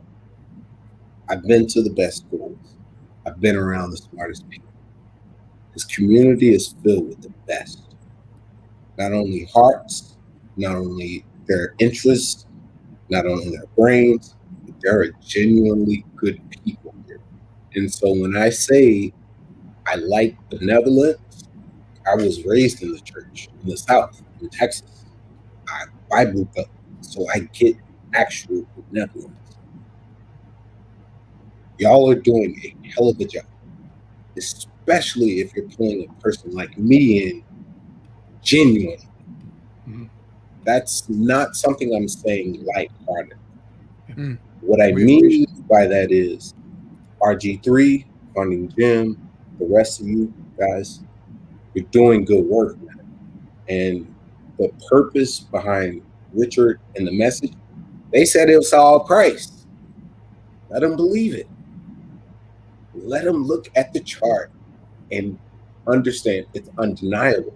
But the people behind the project, the people behind the development, the people behind the community, when they start listening to the streams, they start actually paying attention to the message, then they'll get it. That's why I stand behind so confidently knowing it's not number 3, it's not number 2. We are number 1. You can do it from a place of resound. I'm okay. Resound. I like watching you guys. Good job.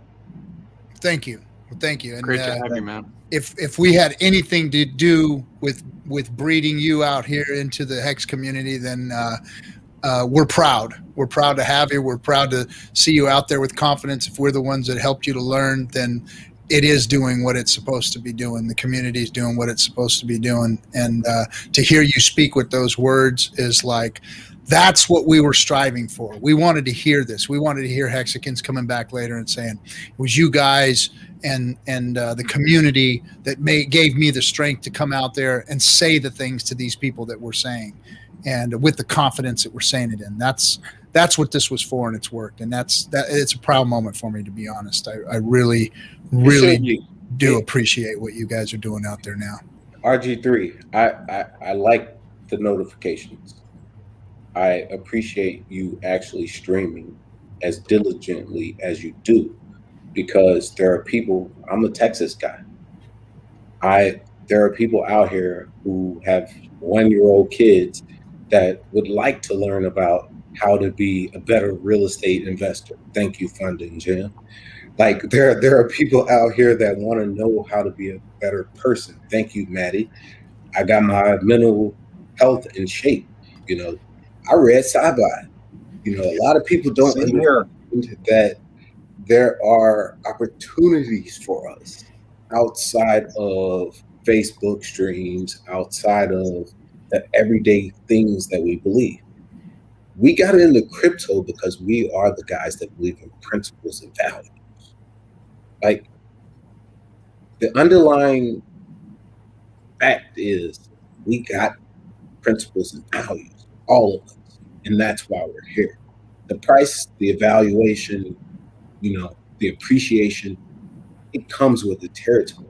But the only reason why we're actually here is that we're good people.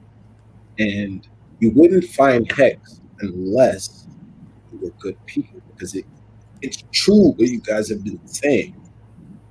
It's a test. Will you make your own decision? Are you smart enough to think for yourself? Do you actually believe what you believe? And do you care enough to step out on yourself and literally say, I'm going to stick this out for 5,555 days, and whether I get $1 or no dollars, I believe what I believe.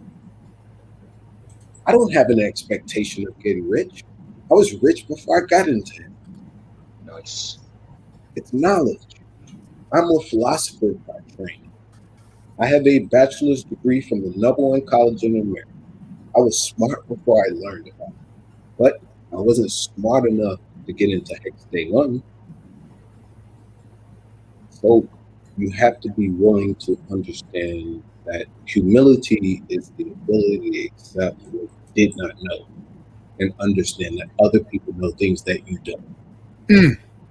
And learn from them. Yes. Yes, and you can learn from everyone. You told me to shut the fuck up and listen. So I love you. And you know, when the student's ready, you know, the teacher will show himself, and I believe that's true. And a lot of times the students aren't ready.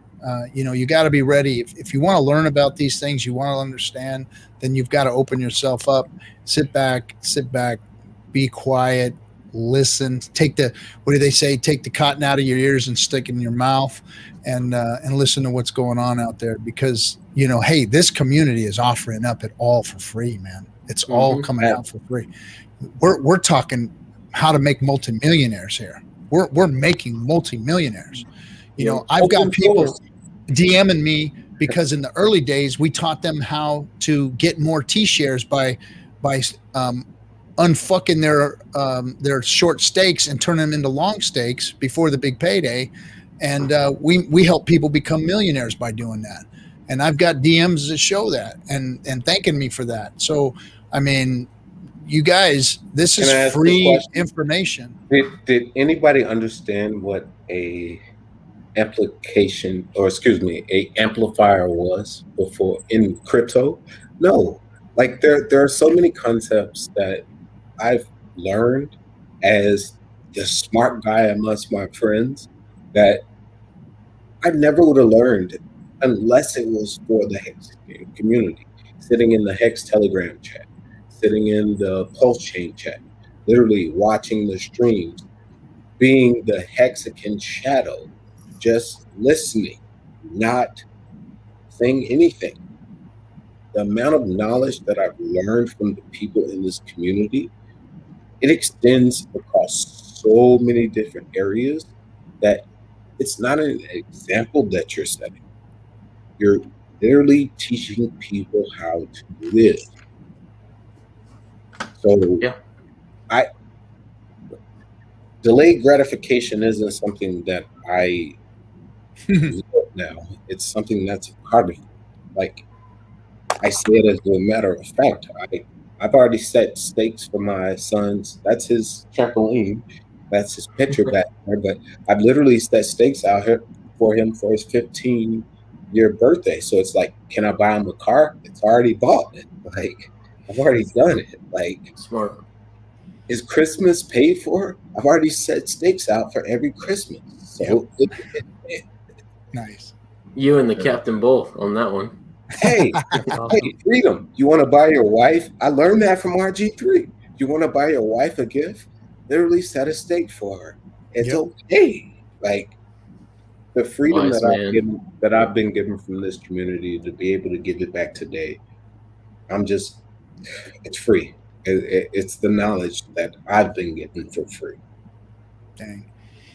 Man, it's really nice to hear you, Jams. That's really good to hear you, man. It's Just awesome. a word of advice: when you stake it like 3 days before your wife's birthday, so you can go ahead and get that present. Yeah, it happened to me. I staked it right on her birthday, and I was like, "Damn it!" You're definitely right, my brother. Hopefully, my wife understands that I love you enough to plan ahead for you, and I'm pretty sure she's that kind of lady. So that man.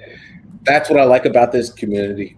You guys have foresight, and you're willing to trust yourselves and invest in yourself. There aren't people out in everyday society that are willing to bet the bank on themselves. Yeah. And so the example we've looked at has been Richard, and I wanted to highlight the opportunities that Richard has had inside of the crypto space and outside of it. Everyone knows that CZ is a billionaire and he runs an exchange. Do you think that I could start an exchange? Probably not. But do you think that Richard Hart, before launching Hex, could have started an exchange? Probably so. If there was a path to money, there are easier paths to walk than giving away to Hexicans or people that have an idea about the purpose or principles of crypto and making it better, right? Richard is taking the hard road of giving, right? He really has taken a harder path to fame, celebrity, wealth, or whatever by launching Hex and doing the same thing again with Pulse. I've looked at Richard as an example of how to basically provide opportunity to other people too through my business operations. It's the same sort of path. So when people come on and they say, hey, is there a way that we can be a streamer? Is there a way that we can participate? Can we lend back into the community? I just talked about Sai having donated all of this money. Everybody knows that Ski Cat did the same sort of thing. And Ski Cat did stuff also for emotional reasons, in my opinion.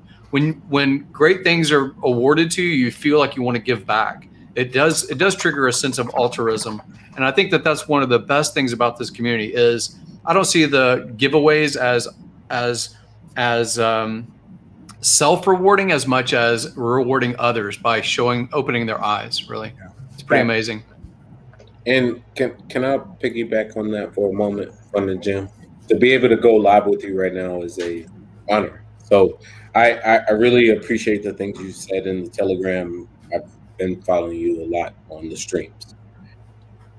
Being altruistic is something you're born with.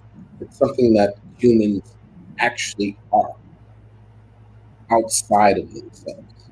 We have egos, we have personalities, but we're generally giving people. Everything else prevents us from doing so. Having a OA or a benevolent overseer that allows us to be benevolent amongst ourselves is a good thing. And I appreciate the Hex community that I don't worry about being nice and kind to one another.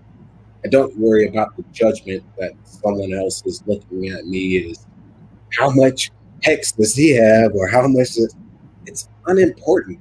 It's a non-starter, a non-factor. What's important is how much value are we providing to one another so that we can provide value to another. And man, Fun and Jim, your heart's in the right place. And that's why I like Richard. The Hex community, RG3, Kinetics, Alt T-Money, Identity, the Benjamin, Louise, our hearts are in the right place, man.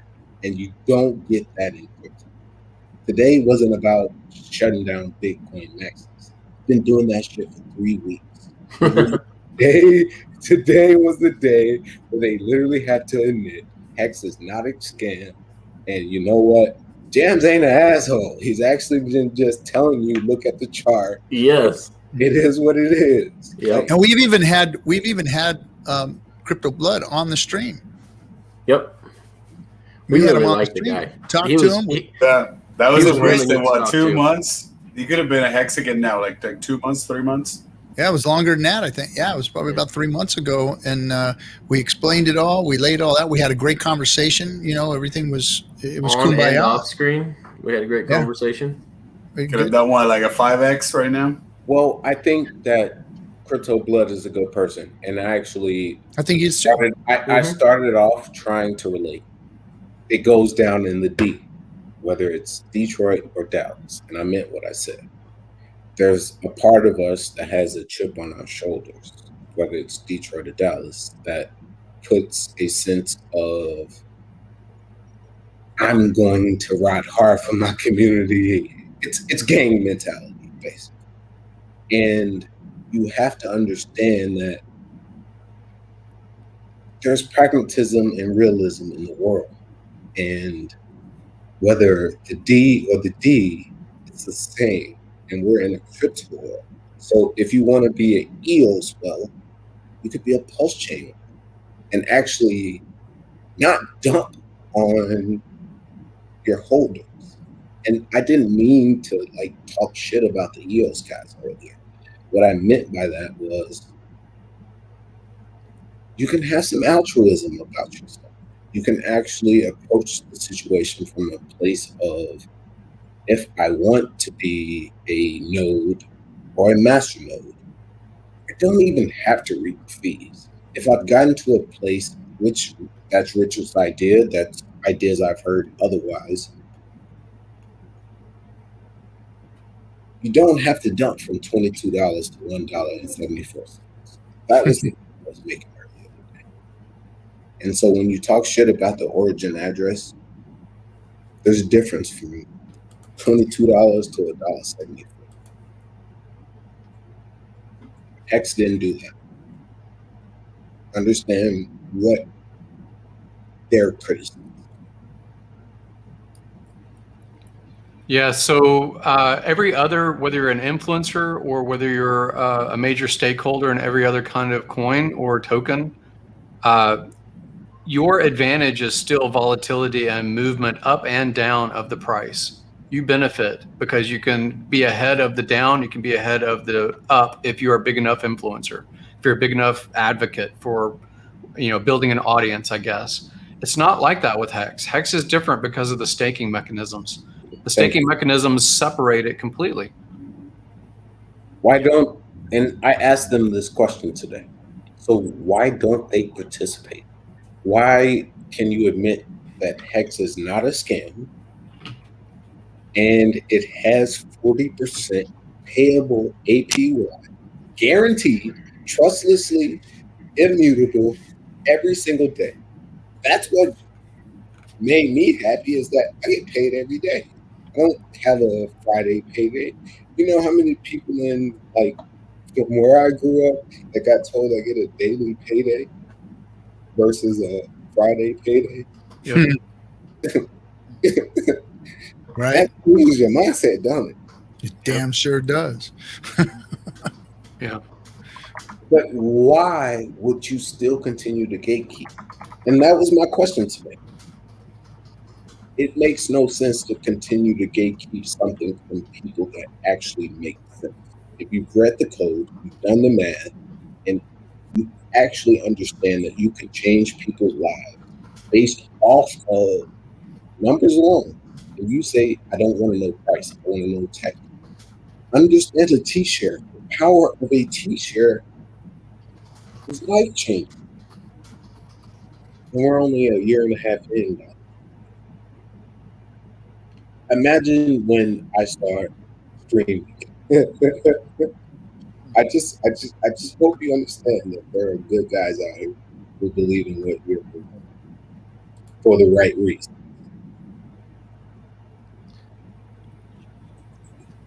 What I believe is that a lot of these, people that have been in crypto for a long time, they've gotten rug pulled so much, right? It's hardened them to see something new, right? I mean, like me and my brother, we were in crypto. We started back in 2013. I mean, we went through so many rug pulls, rug pull after rug pull after rug pull after rug pull. It was just insane.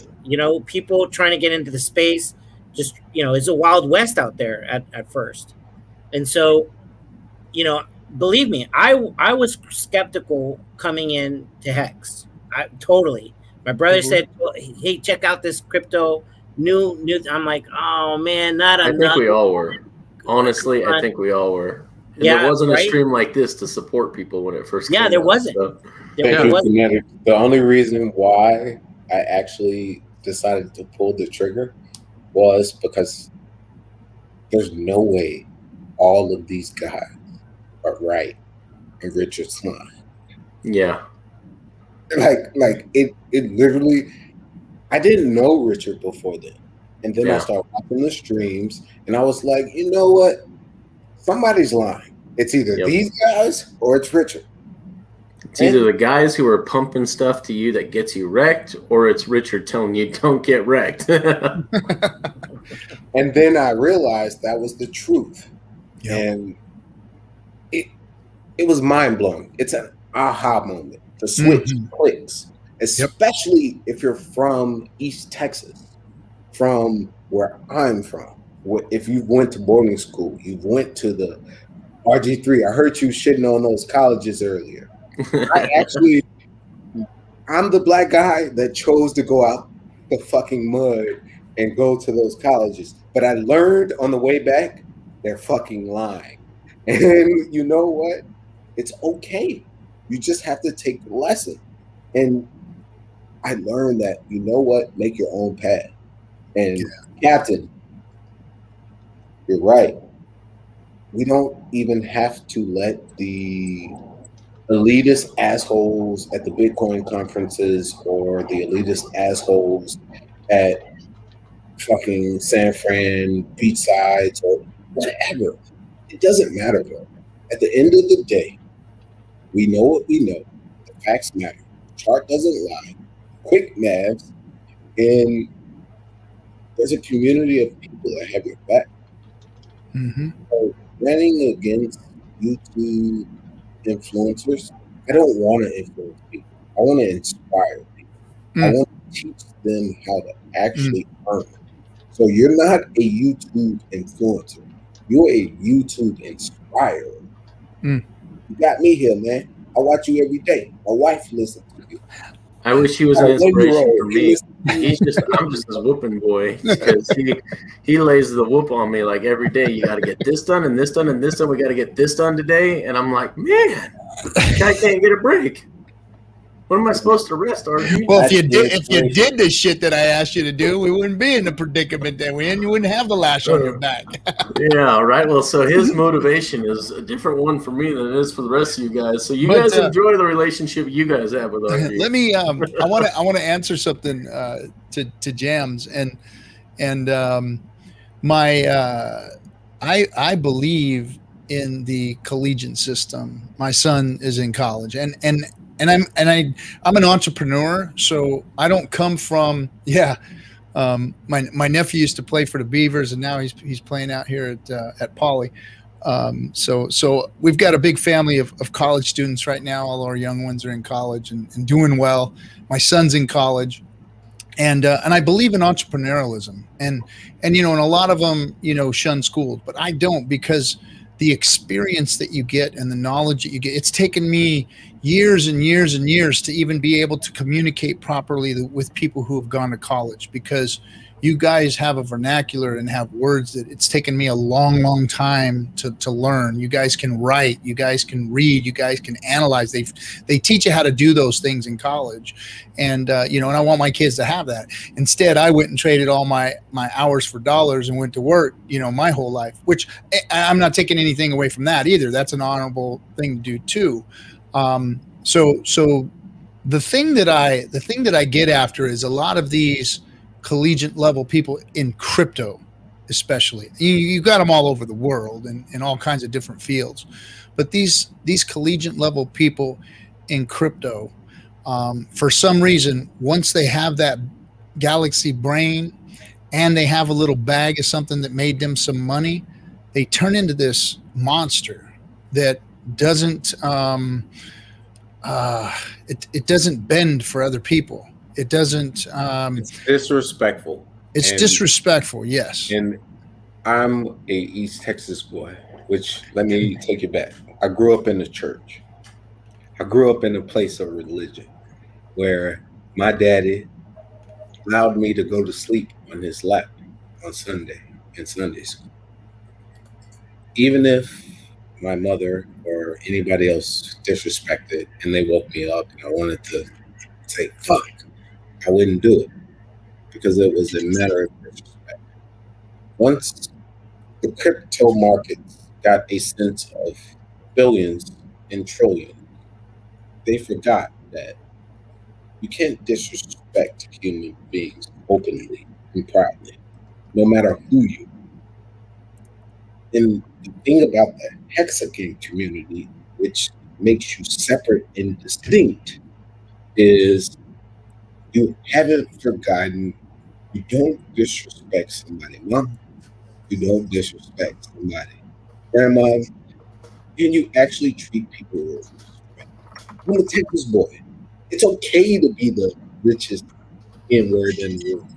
It's okay to be the proudest, most outspoken, but you don't treat people with disrespect openly, because then you become the braggadocious asshole for no fucking reason.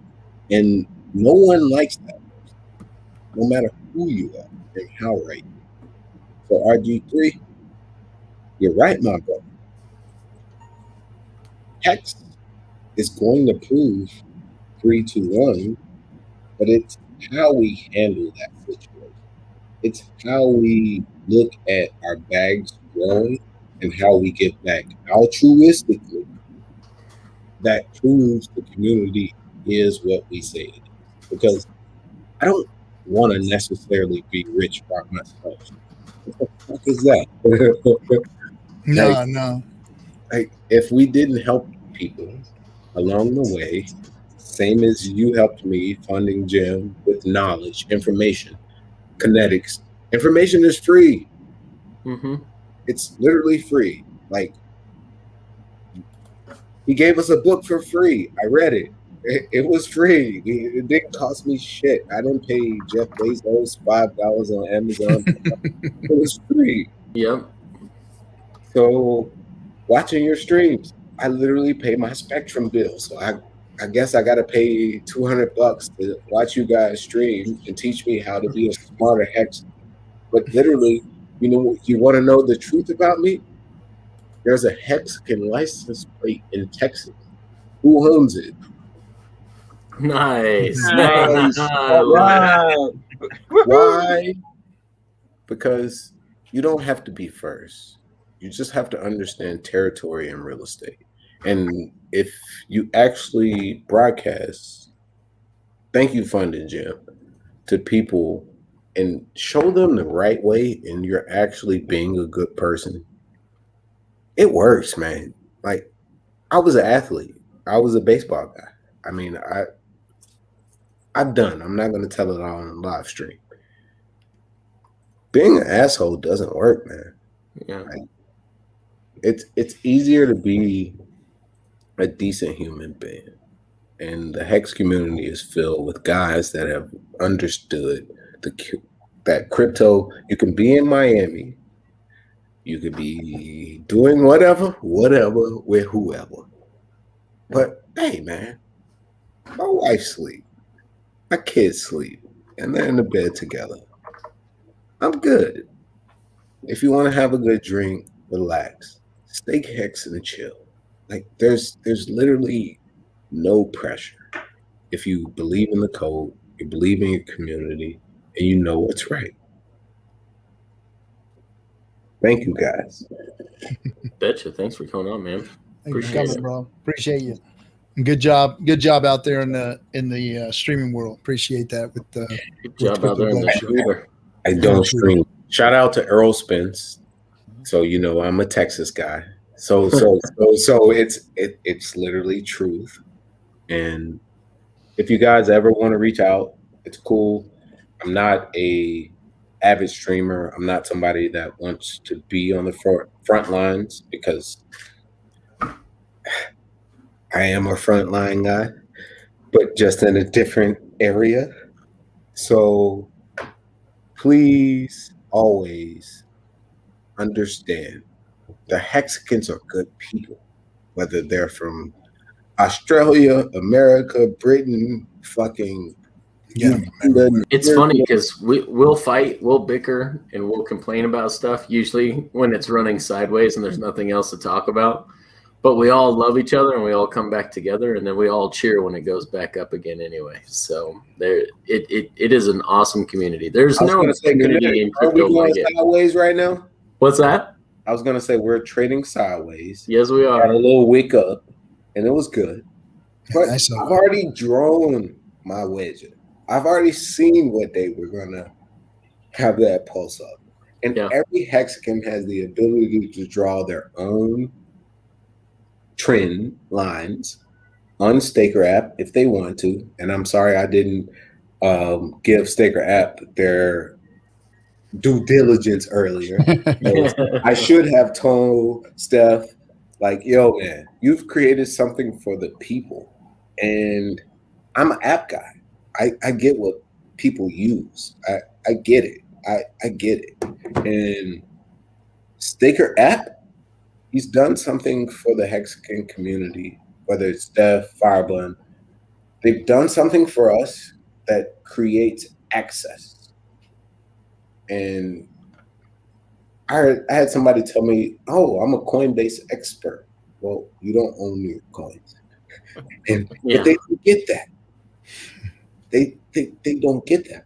If Staker app gives people the power back to actually understand what crypto is about in a different user face competitively, you're creating something that is needed in a lane that's already there. Like, good job. Like, RG3, good job. Like, I'd like to say a couple of words, Jams. Thank you, Jams. And I can see you have a really humble heart and you're really good inside. And it just shows us who we are in to be humble and to be good, and it shows us that really everyone inside of us, we're black inside, just like you. Also, hey, can you send us your photo of your license plate? I don't know what we're all black inside means. But I really here, I'm sorry, maybe people doesn't know, but here in Vegas, people here in Vegas, when they say that we're black inside, you're good. You're good. You just had to throw I love it, Jams. That's awesome. It's local phrase, I think. It's a local phrase. It's a local phrase here in Vegas. Yeah. No, Luis, let me tell you, my man, I'm a boarding school guy at the heart. Same here. So, RG3, I was hearing you rant on those college guys, and I was like, shit, I'm a boarding school kid. What the fuck? I was ranting on the assholes, not the college guys, just the assholes. No. I know. But so, can you send us a photo of your license plate? What? Do you want doxing? What are you talking about? He's got a Hexagon license plate. He's got a Hexagon license plate. Yes, from Texas. That'd be great. I got you. I want to post it on the billboard over here in Vegas. Franklin. Then you're gonna get my address, and then you're gonna come to my house, and then everybody's gonna be like, "Hey, be right back." That's funny. But no, it's cool though, because Luis, yes, can I ask you a question? Sure, my brother. I know what you were saying, so let me help you. Okay. We're all good people, and we got a little bit of soul inside of us. We got a little bit of flavor, and we got some sauce. And it's okay to have a little bit of sauce, because most of these people in this chat, decent, great people. I don't take offense ever, because I know who I am first and foremost. But I wouldn't be in a room with people that I didn't like. I would remove myself quickly. Mm-hmm. So people that take offense based off of misunderstandings, they don't count, because they're short on knowledge. They don't get what other people were trying to say. Mm-hmm. And you know what? The Hexicans are filled with people with good interest. And whether I'm misspeaking or you're misspeaking, it doesn't matter. No. We're all black inside. We are. Thank you. Open yourselves up. We're black inside. We're all one. That's what he's trying to say. So in other words, we all bleed red. We all want the same things for our family. We want the best for our children. I was gonna say my wife's white though. But it doesn't matter. She still bleeds red, right? That is the point. Right? That is the point. We're all, because here in Vegas, we were hard hit with the whole Black Lives Matters, right? And so we're here in Vegas. We did a big. Sorry, I might have launched a few of those. I'm sorry. Yeah, and it's fine. It's that's like a saying. What we say here in Vegas is like we're all the same. It's like we feel you. We're all from the same. We're all the same, right? So we all want the best for our community. We want the best for what's going on. We don't want a divisive country anymore. Hell no, we're past that. Unity. Yeah, there's no reason for that. You know what I mean? Absolutely not. We're already diverse. You know what I mean? So I see Latinos, white people, black people, everything in the Hexican, Asians. Mm-hmm. We've started a new wave. I hope you guys understand. So I can see what you're y'all started it.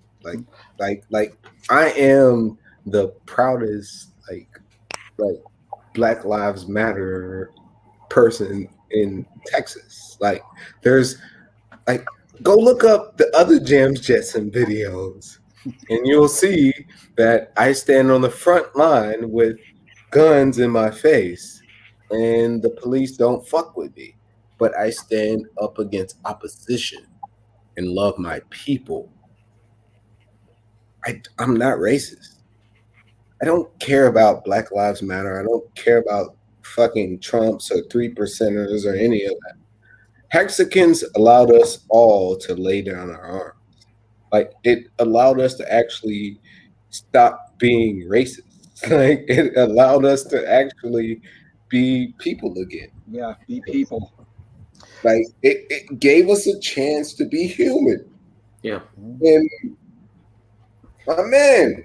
And that's what, you know, the best, this is the thing, the best race is the human race, right? So I don't understand this whole division thing, you know what I mean? Except for Brianna. Brianna's an alien. She's made it very clear. You know, she's made it clear over and over and over again. Or Brennan, whatever you want to call him, her, it. I don't know what gender aliens are, but Brennan's made it clear that they are not human. And we just want to like when we were talking about putting the Hex meetup here in Vegas. The first thing we said, we're all family. It doesn't matter where you come from, who you are, you know, just be respectful, right, to one another. That's one thing we wanted to be clear is let's keep it safe. Let's get everybody, you know, as a family here. We want to create that community of that we respect each other, and that doesn't matter where you come from, you know, what country you come from. It doesn't matter what language you speak. Doesn't matter. We're all Hexicans, right? We're all Hexicans here. We're all here to be better, to better ourselves, to be in a better place, right? You know what I mean? We're also, there's so much FUD out there. We don't need any more of that other crap, right? In our lives. It's bringing down those walls, barriers, and there's barriers to barriers. Why? There is no reason for that, right? And Thank so, you guys. right? Yeah. So I wanted to say, James, real quick, is that as the Hexican movement goes more and more inside, you know, it starts moving, we're going to be separating, you know, from the lambs, from the goats, you know, the stubborn. In this crypto world, you got the goats that are so stubborn to go in to become Hexicans. And the lambs, I guess, we're pure-hearted and more, you know, we are very humble and from our hearts, you know, that's why I can see why there's a huge military group in the Hexican group, because, you know, when I was in the service, I was just an 18-year-old kid, and I saw all this, you know, crazy world going on. And, you know, as you start going to the rat race, you start working, and then, you know, you get all this garbage, you know, every day. And then the crypto world came in, and I thought, well, this is the answer.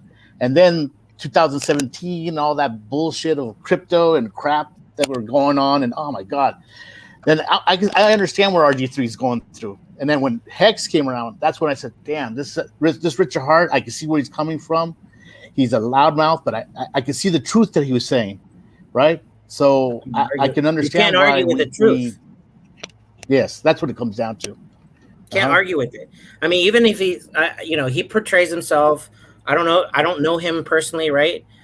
He portrays a little bit arrogant, but it's coming from a place of truth and passion. I get it.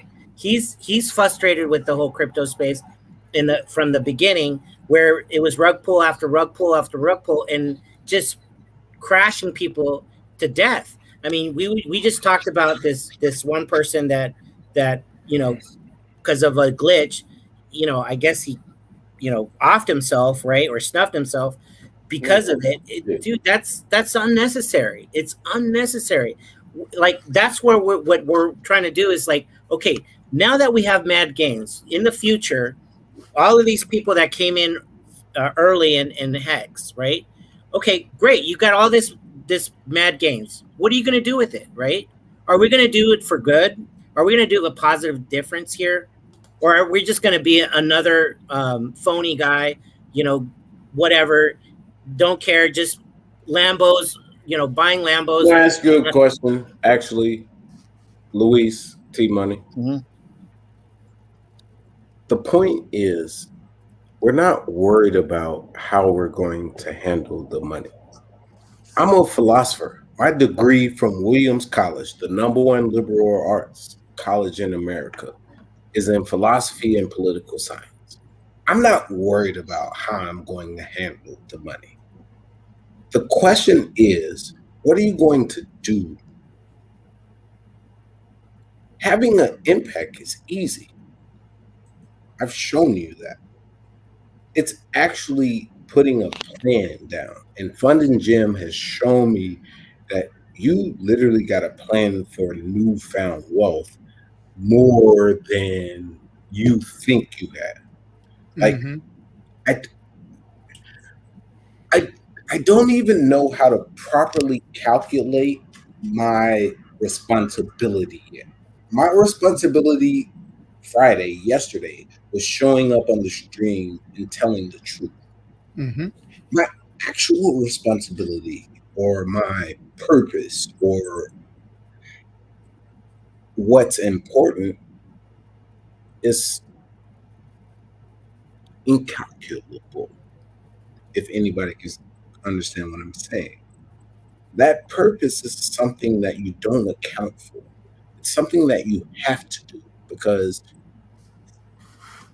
you got to pay for it. Well, everybody's going to have their own path. I mean, when I was a younger man I came into money, I made some mistakes. You know, I didn't make some good decisions. I'm not going to say that I went crazy about Lambos and shit like that, but I didn't make some good decisions. I could have secured things up a little better versus, you know, thinking, hey, I'm in the money, I made it, let's have some fun now. I've learned from those things, but I'm an older man now. And there's a lot of people here that are young that are making money for the first time, and they're probably going to have to go out there and make those mistakes. Now, if there's anything that I can tell people out there right now about those mistakes, do yourself a favor and learn from other people's mistakes. Secure your future first. Pay yourself first. Pay your future self first, which is a really cool thing in Hex. We have a staking tool that kind of forces you to do so. So a lot of you Cuatro Cinco young folks in your 20s and 30s that Cuatro Cinco'd, my hat's off to you. You did a good job. You paid your future self. Those of you who have short stakes or who are in the money now, be very careful with your money. Ocho Cinco. Too fucking old for that 15-year shit. so Ocho Cinco. So it's yeah. Okay. So I'll be there. Yeah. So 36. I just want to say, because I'm with you, James, because like one of the things you said, responsibility, and it's in the word itself. It's your ability to respond to your plan, right? Yeah. Your ability to respond for your family, your ability to respond with your assets when you're putting yourself on the line, right? So like my brother, he was a Marine. He went to Desert Storm, and I get what he's saying, because when he came back, he had little options, very small options. And so it was us being united as a family that got us to the next level. Fact. And I needed him just like he needed me, right? And that's the same thing I'm talking about Hexicans. Hexicans are family, and that's how we want to treat each other as family, right? Always. You come here to Vegas, you're in my town, right? Hey, T-Money, that's your town. Right? Yeah, it's my town. If you get screwed somewhere, I'm gonna throw down some chingazos. But if I get screwed in your city, right? I know you got my back. So I will have your back. Okay. So the thing is that we will respond. Ability to respond. When they told us we need a place to party, we need a place to blow some steam, we need let's do a meetup. I said, I'm right here. You know what I mean? We're doing it. We're not, we're not playing footsies or what if or try. We're not trying here. We're doing, right? So that's the difference in the community of the Hexicans. That's, Dogecoin, community. I don't see that from them. They're not plastering billboards, Dogecoin here and there. They're not. They're not doing right. So I do compare myself to something that I'm not a part of, so I don't know how to like. It's I never bought Doge, so I don't know how to be a Doge. So Well, all of those other communities. Not to hate on the other communities, except that you only really make more than the average by doing things earlier than the average. That's what I was saying earlier. Is if you're an influencer, you want people to follow your trend of it's going down because you already are at a different position, or the trend of it going up. You want volatility. That all of the people, like even Tesla, famously, right? So Tesla is like they pump the bag, and everyone loved them when they were pumping the bag, and then they hate them about losing the bag, right? Or making the market go the other direction. They've never been profitable before crypto, right? Like everyone acts as if Elon Musk is the smartest man in the room. He only knows how to depend on the smartest people in the room. He's never been the smartest man. Well, your advantage in all of the influence game is I will talk about 60 or 70 products this year, and I will make X dollars off of every product that I talk about in the top 5 of the week, right? So the narrative in crypto about having 10,000 coins is because it actually feeds on itself, right? I hate to bring up a point that you just made, but it's BitBoy's point. Everybody wants to be, I heard it yesterday, a WWE wrestler. Everybody want to be Triple H, The Undertaker, Sting. Excuse me. British Bulldog over here. Guys, I'm sorry, but we were wrestling guys. I'm looking at you. We were wrestling guys. And the fact is, a lot of this shit was fake. You still paid your money, though. So when you watch BitBoy and you realize the shit is fake, and you see those other guys actually over there doing real wrestling, they're actually got real code, they got PulseChain, they got Hex, they actually doing real shit, making real gains. You're gonna realize, what do you want to do? Do you want to wrestle or do you want to wrestle?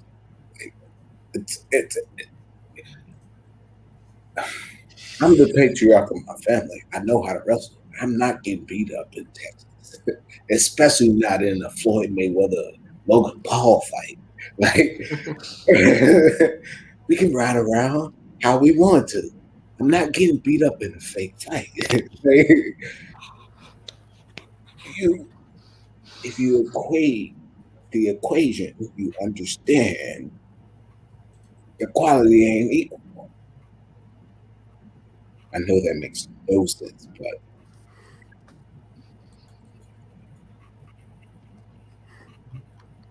cool. It's live. Cool. Thank you, guys. All right, Jams. It was great meeting you, Jams. I hope you come back on again. Yes, thank you, sir.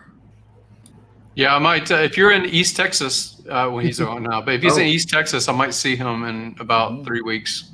I'm from East Texas, so I may try and coordinate with him. Oh, cool. Nice. Very cool. Yeah. Right on. That was good having Jams on. Looks like he was getting into his bottle there a little bit, so he's slowing down. I know. Ain't the first time a Hexicans come on a Friday night and taking their weekend relaxation. Friday night. I don't take that from anybody. We've had some people fall asleep and stumble in here and all kinds of other shit. So thanks, Jams, for coming on. Appreciate you, man. Good job out there on the Twitters. Yeah, that's awesome. It's always really cool to see new faces show up on the FN Hangout. Yep. We always appreciate it. We always like it. It's nice to see. It's nice to put more faces and more names out there to the Hex community. Or there's not just 5 of us streamers and a bunch of bots. Like, no, we're all real people, and we can prove we're it. constantly growing. We're constantly growing. We've got more people out there getting in the face of crypto and making statements and showing them who we are. and powerful statements too. You know, I mean, like I said, I was talking about, you know, nerd girl Nicole and what she's been doing, and just powerful statements in the community. I mean, guys, they're coming unhinged. Did you see what's the orange pill guy's name again? Fucking Max Kaiser. Max Kaiser. I can't stand that fucking loudmouth guy. He just drives me. His voice is like nails on a chalkboard. It's like fucking on a chalkboard in my brain, man. It's like the worst thing. I don't want to, talk shit about the guy, but he's fucking cringe, man. It's like, so that's your dude. Okay. You know his history, right? You know his history of how he made his money originally. He was a trader. I mean, his whole career was being a stock market trader, right? Shorting the LBMA and all kinds of things like that. So he is a trader at heart. So he comes from a freaking shady background, and he got into crypto, and you know, he probably made some money, and now they pay him to get up there and scream like a fucking banshee all the time. Yeah, I mean, he changes communities every so often. I don't think he's like an evil, you know, kind of strategy guy, but he did start with trading. Then he moved into metals. So you would see him talking about short silver, short of JP Morgan, you know, crash JP Morgan kind of narrative. So, you know, again, he caters to the market that's paying him. And right now, Bitcoin pays him. Yeah. Yo, RG, why didn't you tell me you used to pump Regal Coin in 2017, bro? I don't know what that is. Okay, good. He says, I remember when RG was pumping Regal Coin, LOL, long time ago. I never ever pumped a coin in my life. I rode on the coattails of people who were pumping coins, but I never pumped a coin myself until Hex, of course. I would like to take some credit for helping pump Hex if that can be taken. But again, Kaiser, if you look at these videos, guys, Sailor, Kaiser, BitBoy, they're coming unhinged.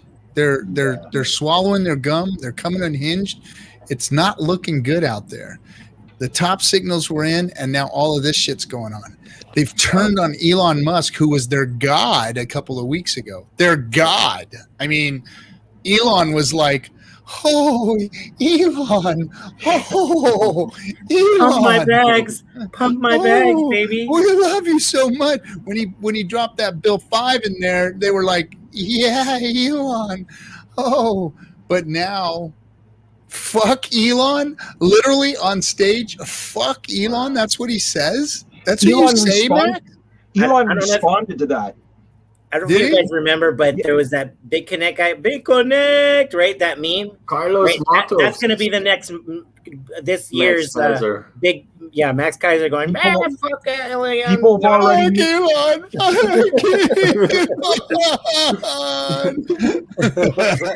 Big Connect, RG3 Shield, Big Connect. Really, Freddie? Really? I never even bought. I was in another shit coin when that came out. I couldn't even get into Big Connect. I was already getting wrecked by something else that was scammed out just as much. What are you talking about, RG3? I was your downline in Big Connect. I invested in Big Connect because of your chill videos. Shut the fuck. I would have probably got into Big Connect had I known how. I saw a few of the videos. I watched, some of the guys on the boats, and they were having fun and shit. And then after that, I was like, I'm already in my own fucking boat show over here, and it turned into a big enough shit show anyway. So the funny thing is that I met all those guys personally in San Jose. Oh, really? I met the Big Connect guys, yeah. Before I went to Big Connect, I went to the it was a bit in San Jose was the blockchain and the crypto. It was there in San Jose. And Grant was there, Shabis, that Indian guy, Brandon, and Joe Jett, all those guys. I met them there. Johnny Rocket, that's what was his name, that other guy. Johnny Rocket. Oh, yes. I remember those guys. Trayvon James was there, Craig, and I met them personally. I got pictures with them and talked to them, and it looked totally legit. They had banners as you came in. It was so huge. It was like they had the girls walking around with Big Connect walking around on their chest. So and none of it was transparent about the robot that was making all this mad gain for people. You know, nothing was in Solidity. Nothing was transparent on the blockchain. It was what it was. Did you go to that show, Funny Jim? So I remember the show that happened because I remember when it happened, but no, I was doing startup related stuff, and I lived very close to that convention center that you're at. Yeah. Okay. Yeah, it was right. It was right by the what is it? The stadium. Yeah. So they call it the Shark Tank and stuff like that over there. You know? But yeah. And then they're talking about the KNTX. They tried a new ICO. They tried to launch that after the collapse of the first thing. They're like, hey, if you just ICO this, we'll do it again. Hang on, guys. Hang on. You know what I mean? They're trying to polish all the community again. It was just insane. And then they mentioned on the stream, on the comment, Davor coin. That was, ugh. Oh, and I also met personally. I made $1,200 on Davor coin. I also met personally Alex from Celsius. When he was, when he was, him personally. First time I met him was in Santa Monica blockchain event, and that was very early 2018. When he was launching. Yeah. You still can, I think. Smart man. Buy the dip. Buy the dip. Man, oh man. Well, I'm glad at least those days are over with, and now we've got new scams out. Wants to make this very clear. It was a different Indian guy, not him. That did Big Connect. So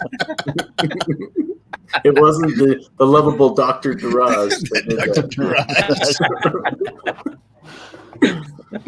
Oh man, it's funny. I actually, I have some BitConnect coins still. Oh my head! No. I do. No. They're going to be like in a museum in a relic or something. Well, yeah, you can't sell them, right? I mean, there's not a market to sell them on. Not a market. I looked when I was trying to liquidate everything to get into Hex. So can we NFT them? I don't know. Right? You guys want my NFT BitConnect wallet? A couple of weeks, dollar cost crypto came down. We met him the other day, and I gave him a brochure of the brochure. He showed me the brochure. Yeah. We had an old brochure still stashed in there, so it's like a nice little relic. You know, it's kind of funny though, is that BitConnect has been proof of stake since late 2016, and ETH is just now figuring it out. Like, I will give the irony here is. You can't make this up. It's too funny. The irony. That's funny. That's how we found out about proof of stake was through BitConnect, and we're like, why is not other coins doing this? We didn't understand that. That's exactly right. That's because nobody was doing it right. Yeah, it wasn't really proof of stake. Right.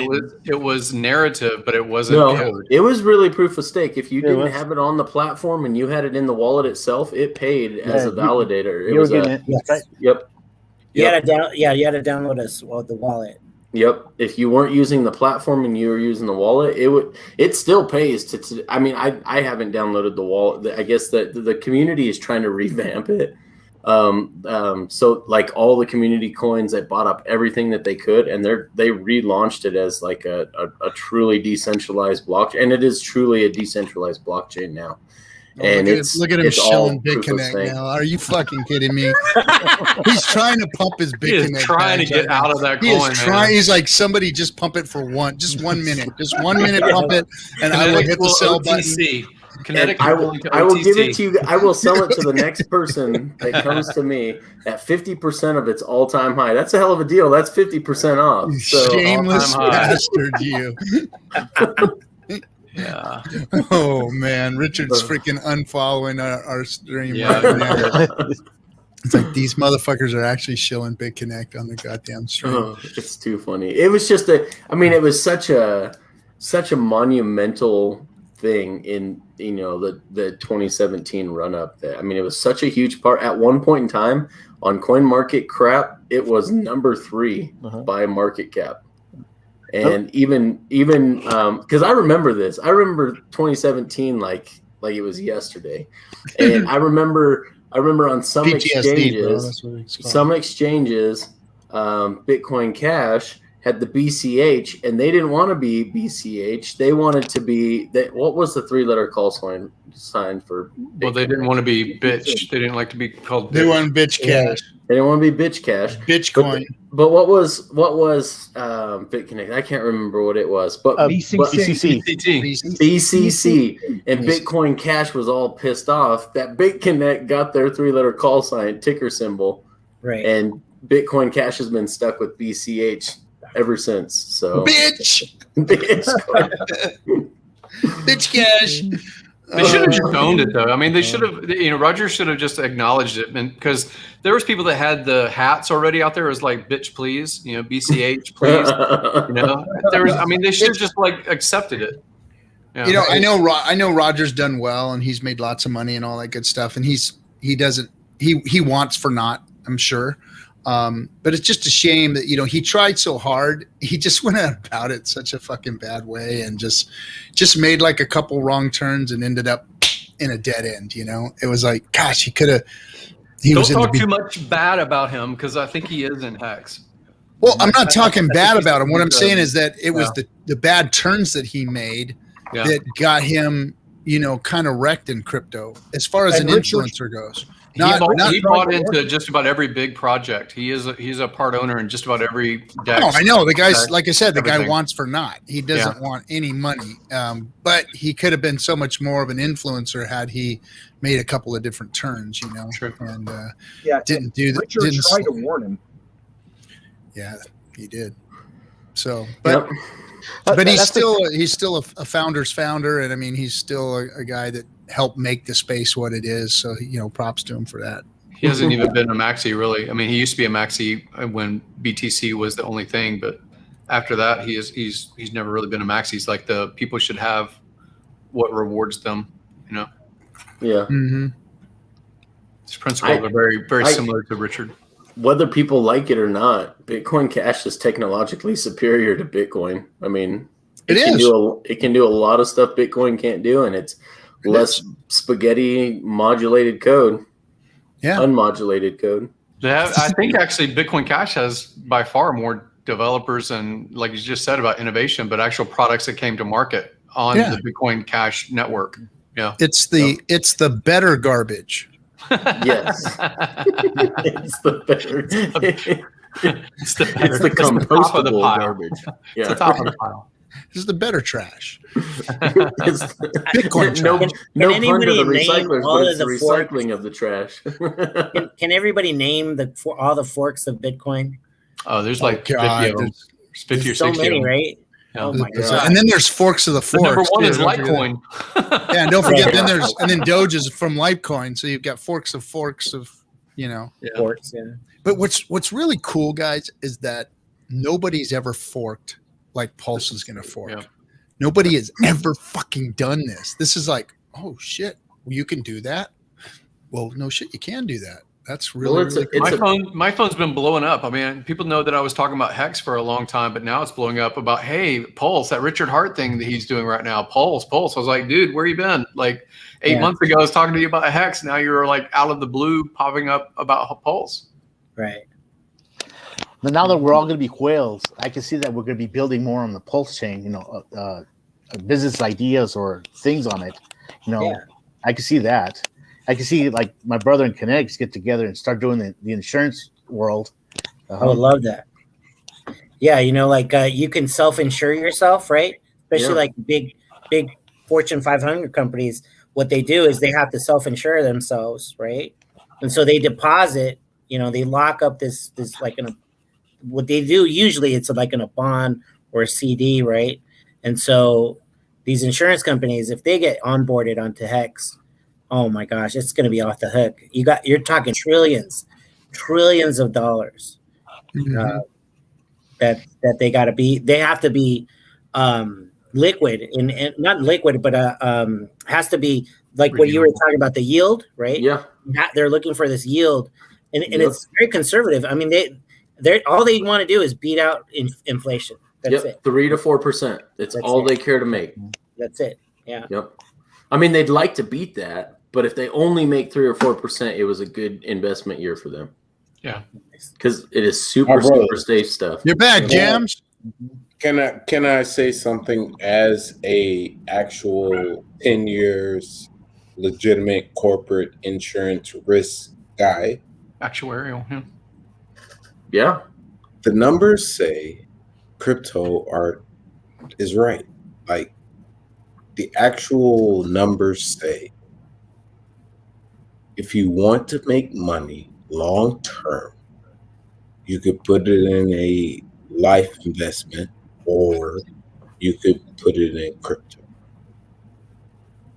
I'm in from coverage to carrier to long-term liability.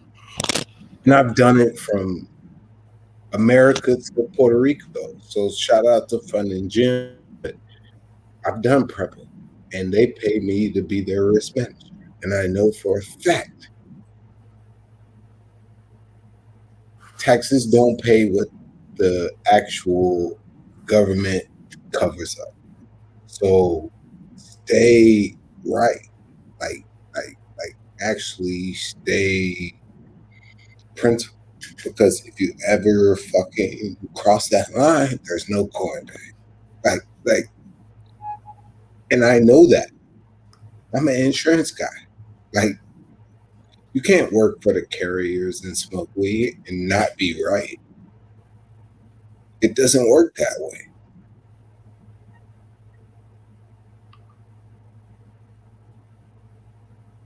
I'm asking for your input because I know I'm right. This is Errol Spence. Shout out to Dallas. When JG Wentworth speaks, everyone just like we're excited. No, like, I know I'm right. So I just want feedback positively. And I want you guys to understand the power that you have in your hands. Oh, we understand it, man. We understand it. We've been shouting it out at the rooftops and giving it to others for a long time now. You know, I'm JG Wentworth. I need cash now. I need cash now. Literally, that was a branding joke because you gotta remember what they did to Black communities when they branded long-term settlements, long-term annuities, long-term life investments. They took the money from their real estate investments. They took their money. So when I tell you I need cash now in crypto, it's a play on, it's a parody. It's literally a joke that I've made on something that penalized people for not being able to have time on their side. So like, it's the best joke that you ever could make because JG Wentworth stole billions of dollars, millions of dollars on a brand, on a fucking marketing from people who stole money from today, from tomorrow. Why would you ever borrow money from tomorrow, from today? It makes no sense. Hex actually solved that problem. Mm-hmm. Wonder why my name is JG Wentworth. That's the best fucking joke that you ever could make. Sorry, I told you the truth. That's all right. We appreciate it. All right, my man. Thanks for coming on. I'm gonna let him go sleep it off, man. I don't want him to get I don't want him to put himself out there too much. We've let a few people go. Let others go. Yeah. And then they don't come back. And then they don't come. We've lost some that way, you know. Jams, go sleep it off now, bro. Thanks for coming on. We appreciate you, man. You're a hell of a guy. And deserve your evening of relaxation. That's for sure. So where were we? What were we talking about? Well, we were talking about insurance. What can we do on top of the PulseChain? Oh, we were talking about PulseChain. We were talking about what can we build? Finally, we were talking about PulseChain. We were talking about PulseChain. Yes. And Funny Jim, what would let's say if you were you're at your heart, what would you build on the PulseChain? Not a goddamn thing. He's got to take a break after this. Would to build on it? I mean, Richard's proposal to the crypto community is if you want to replace banks, you have to replace the products that banks have. There are plenty of products, even though number one might be checking account and number two might be CDs. There are plenty of other products that you can remove counterparty or permission from. So I would go that route. Credit, I mean, in general, I deal with credit a lot. I deal with financing, things like that, startup communities. And that's another centralized authority, permission-based kind of situation. So I would build something like that. There's opportunity galore. I mean, you can find, everything that you trade right now, there could be a Pulse version of Craigslist. There could be a Pulse version of just about anything that you're already interacting in eBay that accepts Hex as, or any kind of token really on PulseChain as a payment system. There's all kinds of opportunities. We don't even have PulseChain yet. Motherfuckers are already talking about what we can build on it and shit. That's right. I'm an entrepreneur. We're an entrepreneur here. We want to know what's the future, right? The future. So let's start creating the future. Well, there's 10,000 coins right now that are basically locked into Ethereum as the dominant system of smart contracting. And all of those gates will open for those dev teams to reimagine their dream. So there's a lot of opportunity out here. Oh, the reason I'm talking out loud is because the community wants to hear what's the future of Pulse and Hex. I know what it is today, but what's it tomorrow? Our kid's going to be building on it. Yeah, ask not what Pulse can do for you. Ask what you can do for Pulse. You have opportunity. That's really the whole point. The whole point is decentralization is that you can chart your own destiny through your own actions. So the innovators, the people that come up with an idea, we're talking about this on this stream or whatever, but get out there and do it. I can't tell you how many people have come up with a great idea, had it in a conversation. 5 years later, they didn't do shit with it, but someone else either overheard it or came up with that idea themselves and executed. It's all about execution. Are you going to actually follow through? That's what matters. Meritocracy. I'd like to see if it's. I'm on the insurance track right now after talking with T-Money here now, and my mind has gone this place before, but especially with the PulseChain, I think of like a lot of people don't understand there's a secondary settlement market on the back end for insurance between companies paying for losses. So what they'll do is your insurance company in a lot of cases will cover the cost of the repairs of your vehicle if there's an accident. Then they'll subrogate on your behalf against the company that of the person who was at fault, and then they'll pay on the back end. So it's almost like a secondary settlement market between all the insurance companies. I would love to see Pulse be a settlement layer for the insurance companies, just to be able to send money back and forth to each other to settle claims that happen in the real world. I would love to see something like that. Well, I'm going to even add it on because there's the reinsurance part too. Yeah. Right. So that layer right there, that could be another whole layer for other insurance company. Because it's funny because you got insurance company reinsuring themselves, right? Well, it's funny because most insurance companies will have at least 30% of their reserves met by the state through a reinsurance company like Swiss Re. And that's one of the biggest. Swiss Re does. They have hundreds of billions of dollars in reserves to insure the insurance companies. So the insurance companies have their insurance companies, right? So they don't have to come out of pocket with all their reserves. That's right. I'd like to see a lending platform. Yeah. That would be nice. A non-over collateralized lending platform.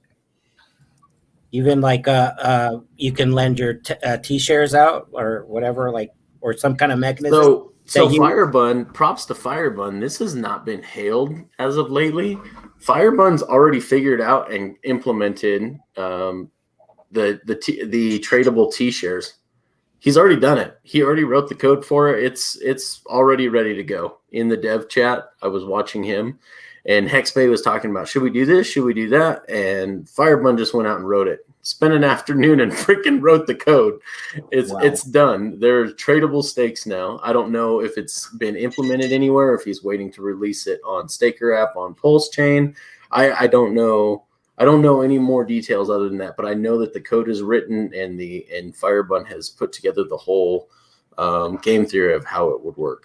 So you're talking about the Gnosis safe, where you basically are locking it into the safe, and then the safe is tradable. Is that what you're talking about? I don't believe so. I'd have to go back and look at it again. But no, it's an actual smart contract that he has created that Hex can be run through there and fractionalized into its T shares once it's staked.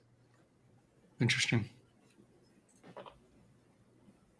Yeah, I mean, think about it. People want to buy and sell T shares, but in order to create T shares, you got to buy more Hex, liquid Hex on the market. You got to lock it up and why would you lock it up for anything less than 15 years? You've maxed out your T shares at that point in time for the amount of Hex that you're burning for the shares at that point. And then you turn around and sell the T shares, and people can buy on the secondary market T shares back and forth. And the underlying asset, the actual Hex itself, never actually gets sold. Yeah, so I think I walked through this process. I can't remember what stream it was, but why wouldn't anybody just max out? There would be no variability, because why wouldn't you be 5555? And sure, that might soak up supply because it requires Hex to get a T share at 5555. But I didn't really understand the secondary market benefit. Yeah, because there's no. Well, there's it's essentially just like buying shares of a Grayscale trust. Essentially, you can't redeem it for Bitcoin on the Grayscale trust, but you can sell your T share. You can sell your shares of this trust, so to speak, for more to the next buyer that comes along. So what if you did the same with T shares? And the actual underlying asset never got sold, and people who just want to trade a derivative are selling the T share they bought 3 months ago for 15% more than what they bought it for, and then the Hex itself never gets sold. Well, I'm cautious about embracing that narrative until I understand it better, because what I don't want is paper Bitcoin, paper silver, paper. You have something that's permissioned and you're trading and paying for it with something that's not Hex. So if you're buying T-share shares with Hex, then I can understand the soaking up of supply. But if you're buying it with dollars, say you have an onboarding process and you're buying it with dollars, you're basically creating a paper market. And for whatever reason, I still hang on to the sound money principle thoughts of physical things matter. Like even when you have like paintings, you say, hey, I'm gonna have this token and it's gonna represent some percentage of the Mona Lisa, along with 100,000 other people. No, it's not the fucking Mona Lisa. It's not the same thing. So I'm careful about like embracing it, even in thought experiment, until I actually see it playing out, I guess. I think that's fair.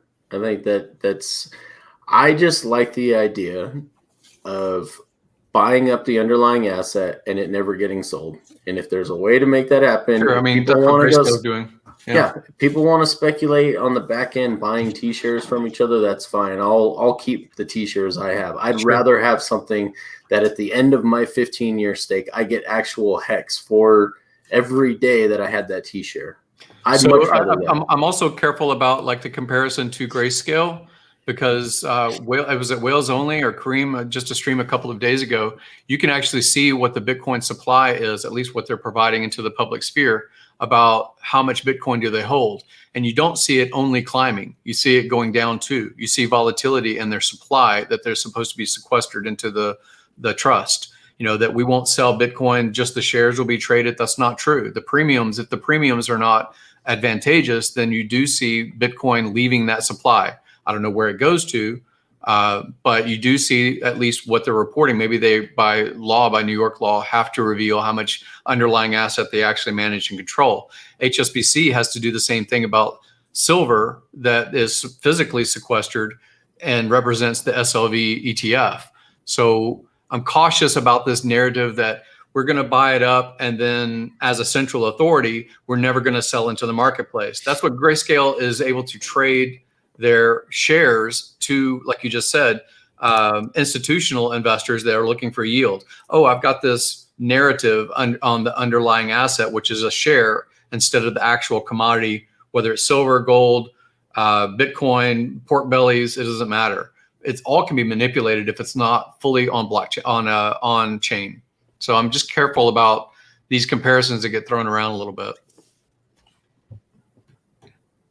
So you don't want to sell citrus futures? Is that what you're telling me? Orange juice. Hey, you guys do know? Did you remember that movie Trading Places? Do you remember What the Trading hell Places? That's exactly what I'm talking about. Oh, That's the same thing. the citrus Tony, futures. Yeah. Tell them the story of the director of the Trading Places. Here in Oh, so Aaron, he's the director of Trading Places. Forget his last. Is it Aaron Ross? I think his last name. He actually ran for county commissioner here in Vegas. I don't know if you know this story. And man, they really reamed him. I mean, because he was really putting out the truth out there, right, about how big institutions, right, had the corner of the market. How I mean, just in that movie, there's a lot going on. Yeah. You read between the lines, right? Yeah. You got the trading of the economic social class, right? Right, and that whole trading thing, and then also you had the butler and the she played a slut or a whore, right? What's her name? Jamie Lee Curtis. Jamie Lee Curtis, A woman of the night, sir. Right. She was a woman of the night. For hire. She was a social worker. She was social worker. She was social and she was working. Yeah. Yeah, sure. Right. And so, how that whole trading of even wealth, right? You had the two guys, even in it was like a high five, right? In Coming to America, you had the two dudes, right? And he gives them the cash, right? So it was I mean, all that was in his brain, Aaron Ross, and that's too bad that well, a lot of people don't know that's based on the Hunt. A lot of people don't know that's based on the Hunt brothers with silver, they right? cornered the silver market. Yeah, right. Yeah.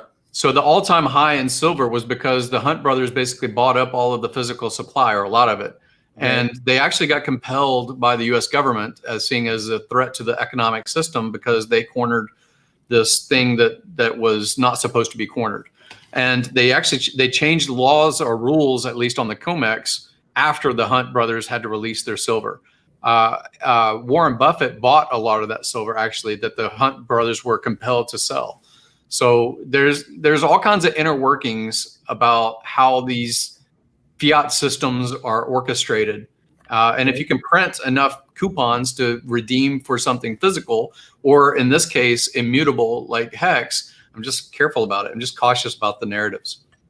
Right. I totally agree. Not me. I just throw caution to the wind. You're like, fuck it. And I say, hey, if it's gonna happen, it's gonna happen anyway. So as someone was saying in here earlier, who was it? I think it was one Hexy Mofo, that it's open source and the tech for creating it exists now and will be done. So I don't think. Here's the thing. I get what you're saying about it goes against the point of Hex. If you make a deal and then you break it, you get wrecked. With wrap stakes, you can just break your promise. But the Hex is still wrapped or still staked. And so even if you, as the owner of the T-share, sells it and you break your promise by selling the T-share, the Hex is still locked up. It is still not in circulation. It's still not. There is still a greater demand. Yeah, so I'm careful about that because there's not penalty. Maybe you have a low price because the market decides that what you're exiting for on selling your T-share or your access to a T-share or whatever. I don't know. I have to see the. I say move fast and break things, dude. That's what I say. Move fast, break it. I think that if I was advising Hexicans that I care about, stay away from that shit. Me too. Me too. I will say it's not it's not the solid long term play. It's not the way to be into Hex. Now, having extra shit for people to play around with and break, like KNTX says, hey, the more the merrier. fucking more financial energy coming in, wrecking people, doing whatever, trading this and that and the other. It feeds back into the trading narrative. Yeah, it feeds back in the trading narrative, which says the same thing what Richard says, and he wants one of the most nefarious products that exist in trading to exist on Hex, and he says margin trade and short this motherfucker. Let people do it. I want people to do it. Do it, please. So, smart Hexicans, do the right thing. People who want to go play in this thing and think that they can game the system, go ahead, have at it. Maybe some of you will win, some of you will lose, but it's gambling. And I'm sticking just to the underlying asset itself. Hex of is course. what I own. It is what I'm staking, and I'm staking long. I do not have any new Hex that comes into my possession will not be short staked. That's all I have to say. I will maximize that extra 5 years with no extra T-shares over the 10-year price, because I will be getting that return for 5 years longer. And that is all I am doing in my personal situation. So what I will sign off on as far as my position is, as long as you're paying for it with BitConnect tokens, then you can buy all those T-shares on derivative that you want. Man, I'm going to be able to buy a lot of T-shares. And this comes from a guy that reads this kind of book all the time. Book of inside information. I gotta have the this kind of content. You know what's cool is guys like me just get to hang around with all you folks and disseminate all, or take the information and go, I like that, I don't like that, I don't like that, I like that, and pick and choose, and it's I've done well because of it. So thank you all of you guys with all your fucking galaxy brain shit. You've helped me to make some really, really good decisions. You've done all the work for me, and it's been a beautiful thing. Spoon feeding. If there's one regret that I have with Hex, and I've told Funding Jim and I have talked about this, the captain and I have talked about this, I didn't mortgage the house and buy more Hex when it first came out. So that's my biggest regret. I didn't dump my Bitcoin soon enough, honestly. I wish I had, but I needed a little bit of firm footing before I committed to it, and I'm glad that I did. You know what? More streamers coming on board really helped that, because I was like fudding myself. I'm like, everything that Richard says is golden. It's proven itself. It's made it through the test of time, and he's got a point. It really speaks to me and what I was really looking for in this crypto space. And as I went further ahead, I knew it was the best thing out there, because I didn't really mess with crypto at all, and mid 2018, pretty much most of 2019, I kind of had a bad taste in my mouth since 2017, hence all the BitConnect tokens. But I'd been watching this guy, and I've been watching him since 2017, long before he decided he was going to do a coin. And I knew it was going to be a solid project, and I still fudded myself out of it. And it wasn't until I started watching Hexo and Crypto Coffee, and then later Discourse Syndicate, that I was like, okay, there's other people out here talking about this. They see the same thing that I do. They're reiterating the same things that I thought were important about this product. And so thanks to this community being willing to put their face on screen and not just pump it as the coin of the week, that's what really bought my loyalty in Hex, for a better way, no better way to say it than that. So it's literally gave me the confidence to go in full bore, so to speak. I like a lot of the community that has never had military service, but I have to say that the reason why I actually bought in more seriously is because of Hexo and then later RG3, because the Marines that I spent time with in my service never did me wrong. Maybe it was just like a blind faith, I guess. But because they were on camera, because they were real, because they were streaming, because they talked about the bullshit, right, that was out there in the crypto market and that they were seeing through, is actually what committed me more. Agreed, man. That's right. Go Devil Dogs. Yeah. Roughnecks. Leathernecks. Yeah. So RG, are you going to drive the tank? if they let me, I will. If they let me. Well, let me tell the people out there, because I did drive a tank. I was the last ones to drive the M60s. Yeah. Really? M60 Army. The M60. I never got to drive an M1. I got M1 Abrams. Yeah.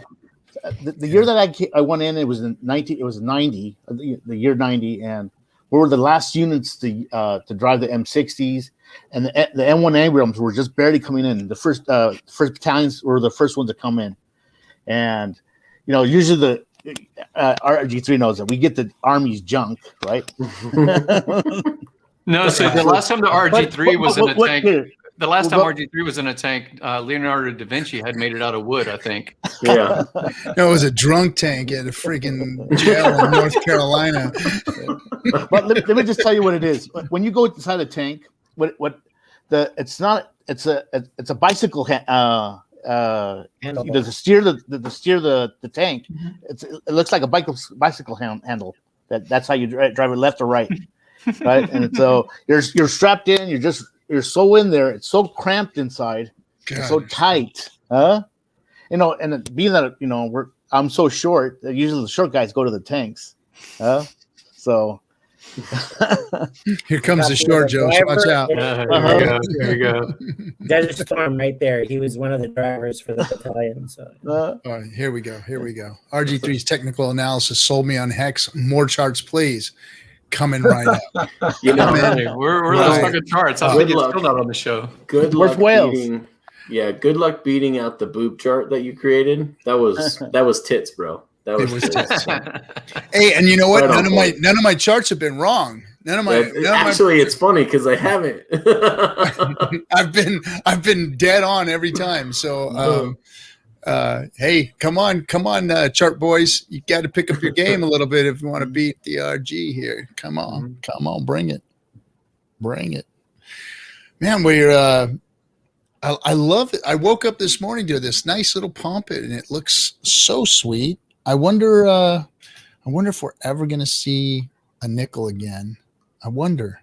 So all day today, were you guys talking about the updates on the PulseChain.com website as far as the branding stuff, all of the different content that's on there now? Have you guys been looking at that? Yeah. You mean as far as wait, what did you say? PulseChain? Yeah. So on PulseChain.com, if you look at it now, there's a lot more content than there was the days before. And then at the bottom, there's a link that says branding. So if you're looking for logos, backgrounds, things to make thumbnails with, Richard has provided that, or somebody has provided it on that website. I don't know if you guys have looked recently, but I was making I've made a lot of different icons. Basically all day today, I was working on this stuff for the Vegas meetup, as far as icons and things like that, and these little cards. And I found a lot of those resources today actually on the PulseChain.com website. If you go to the very bottom, there's a link. It's just kind of anticlimactic for me right now. I've seen some stuff on there, but it's like, give me the RG3. Stop being an old fart, man. Give me the fucking meat, man. Give me the juice. Let me see it. Bring it on. We're almost the same age, dude. Huh? Yeah, you went in the court a year after I came out. So I left in '89. So you got in '90. I just turned 50. What? You're 53? I went in 53. I went in '88. Yeah. 88. So the year right before I went out. Mm-hmm. Just got to point this out. It looks like a decagon funding, Jim. Get it together and turn that into a hexagon. That's my old logo stuff from before 17. So yeah, that's my background for other things. Here the hexamilish maximalishes are coming after you. Hexagons and hexagons. Yeah. So my regular logo is was coincidentally a hexagon before. Yeah. Huddle Dog sent Markable Thoughts a video, and it's an awesome video actually on YouTube called Hexagons Are the Bestagons. And it explains all about why nature uses hexagons over any other shape. Nice. So, yeah. I actually saw that. I shared that. I just shared that a few days ago. Actually, I can't remember about the stream. Maybe they used that content because in nature there's a lot of information about why that's the most stable And yes. so many. But this was like 3 weeks ago that Well, that's why bees make their hives that way, because it makes them stronger. It makes them stronger, and maximizes the volume it can carry. So bees actually are trying to do a circle, but nature converts it into a hexagon. They're not intentionally trying to draw. It's just that it's the most stable form for the wax. As the wax heats up and then cools down, it becomes a hexagon. Yep, and it maximizes the volume of storage for them. Yep. Yeah. I explained it here earlier that aircraft and the wings and in the strength of the aircraft, the airplane wing, even though it's really lightweight, is also hexagon material that's in between. I forget the name of the stuff. Yeah, it's corrugated. It's the same design as corrugated cardboard. So it's corrugated cardboard underneath, and then it's just a flat panel over the top, and that creates that rigidity in the cardboard. It's the same thing that aviation uses. I just talked about that type of diamond too on RG. The graphene. The graphene. It's not graphene. It's the other one or whatever. Moissanite, right? No, it's lindosonite or something. It really like that. doesn't exist. It only exists like from it's space shit, right?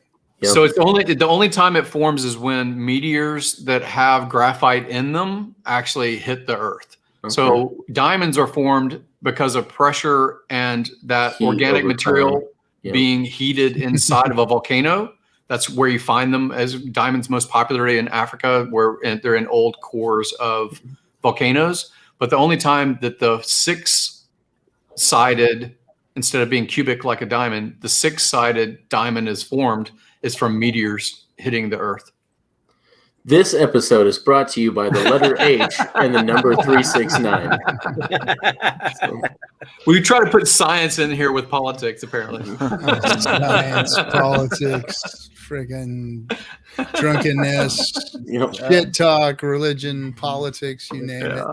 Try and stay away from all the weird stuff, but every once in a while it slips. It sneaks in. It's funny because I've always been a sci-fi nerd, and I've always been a nerd. And it's funny how long going back into the 80s, you watch stuff now and you're like, hey, they were using hexagons as futuristic designs even back in the 80s, back in Running Man and all these other Rogers and Battlestar Galactica, Yep. Battlestar, the original Battlestar. The original. Yep. Starbuck and what's the other guy's name? The original Desert Storm. That's right. Yeah. I still hold it. I still have it, and my daughter's the one who wears it now. Yeah. Did you? When did you land in Jubail? You were in Saudi Arabia in Jubail. When I was employed by on the USS Tarawa, we left in December. I remember the Tarawa. I've been on the USS Tarawa. Yeah. And we ported. We got off. I just remember it was at 12 at night. No, I'm sorry. That night they gave us dinner. They gave us steak and lobster. Mm-hmm. And then we made money, you fuckers. You motherfuckers started getting steak and lobster ice cream shit machine after that. And everything, When as soon as Halliburton got involved, man, you motherfuckers were eating steak and lobster and shit. We didn't have none of that crap. We have fucking MREs, man. They gave us our last meal going we never got a good meal. I remember the warehouse. That was the only good meal. I remember the warehouse in Jubail. I remember all of that stuff. It's crazy. Yeah, but we got off from Kafji, near Kafji. Okay.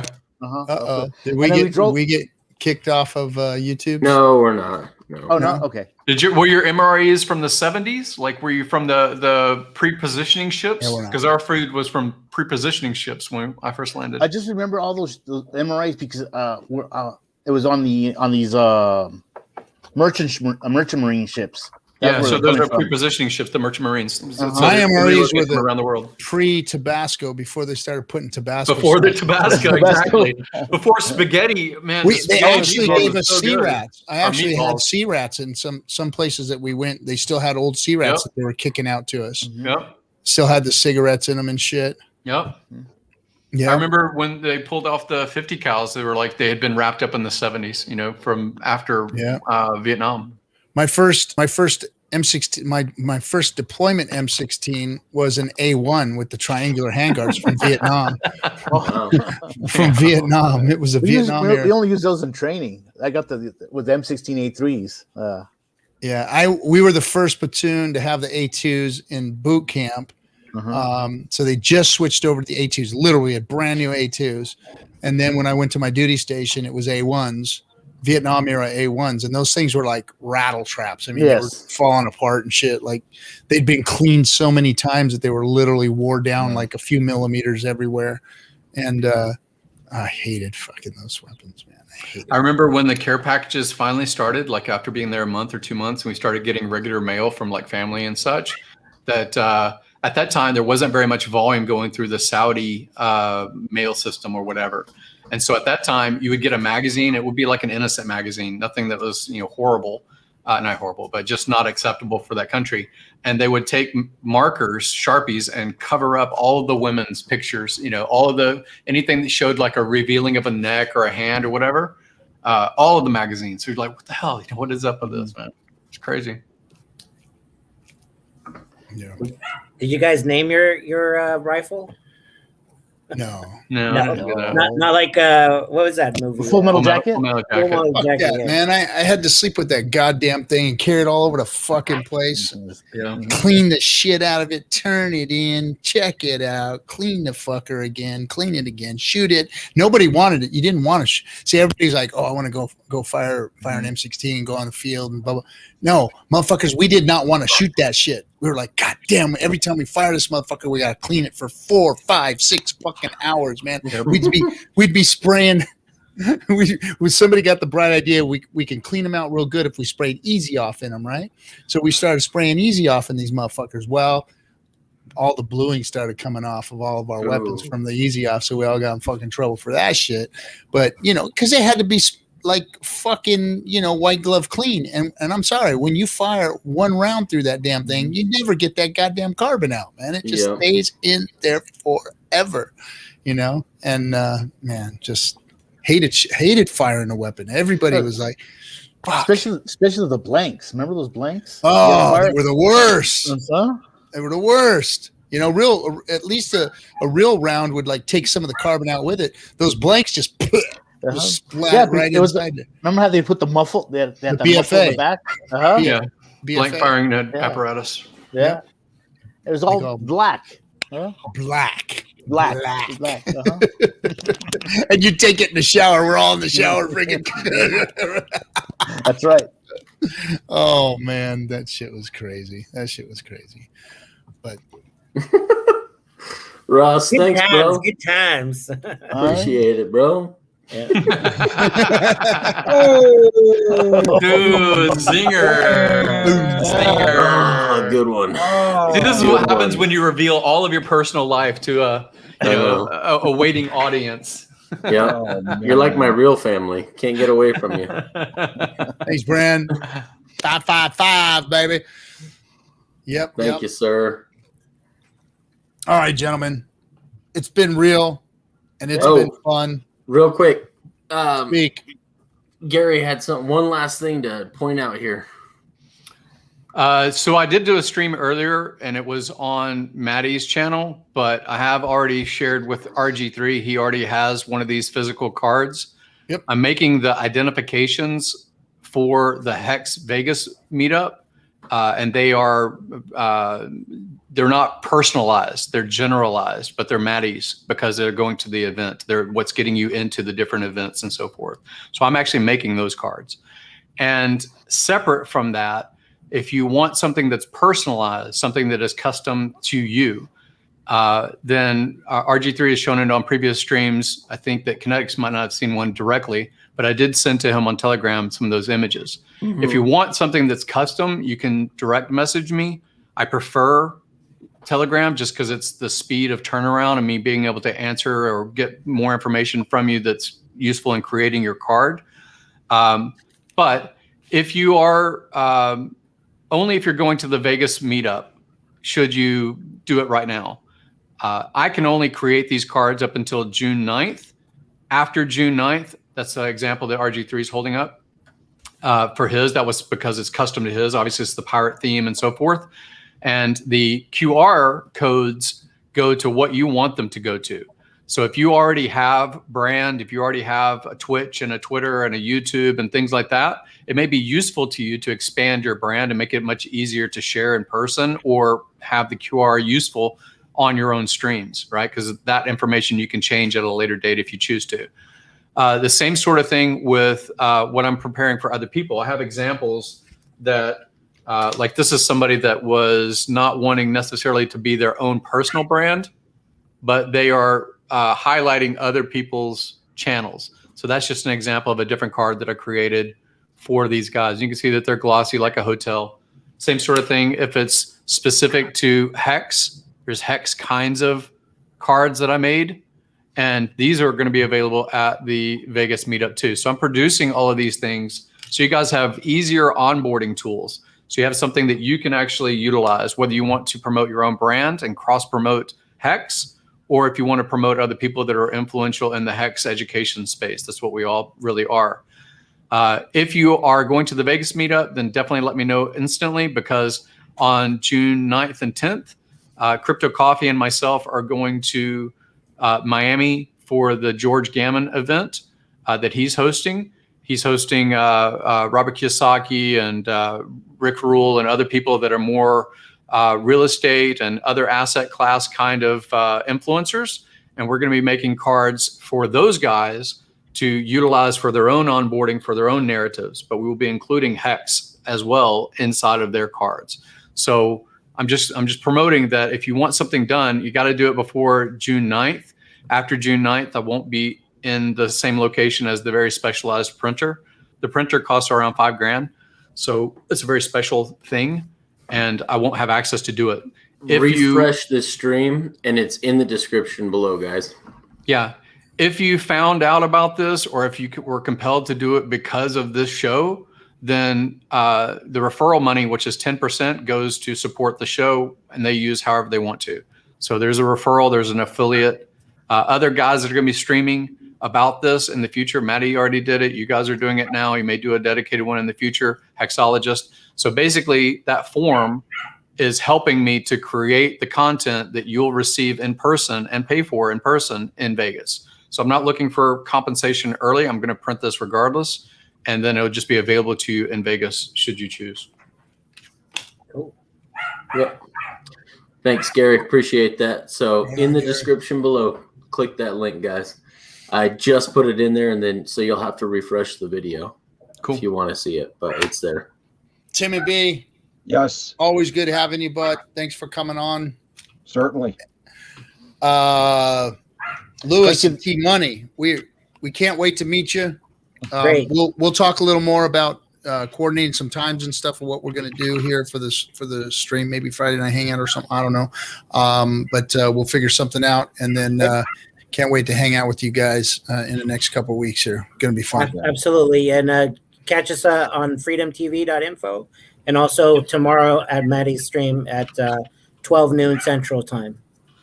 Right on. All right, everybody. Thanks for hanging out with us on your fun hangout. We'll see you next week, Monday. Don't forget to don't miss Nerd Girl tomorrow, and keep a close eye on her show because she has some really cool influencers coming on. You guys have no idea. You don't want to miss. You do not want to miss. So anyway, thanks, guys. We'll see you guys next week. Have a great fucking weekend, everybody.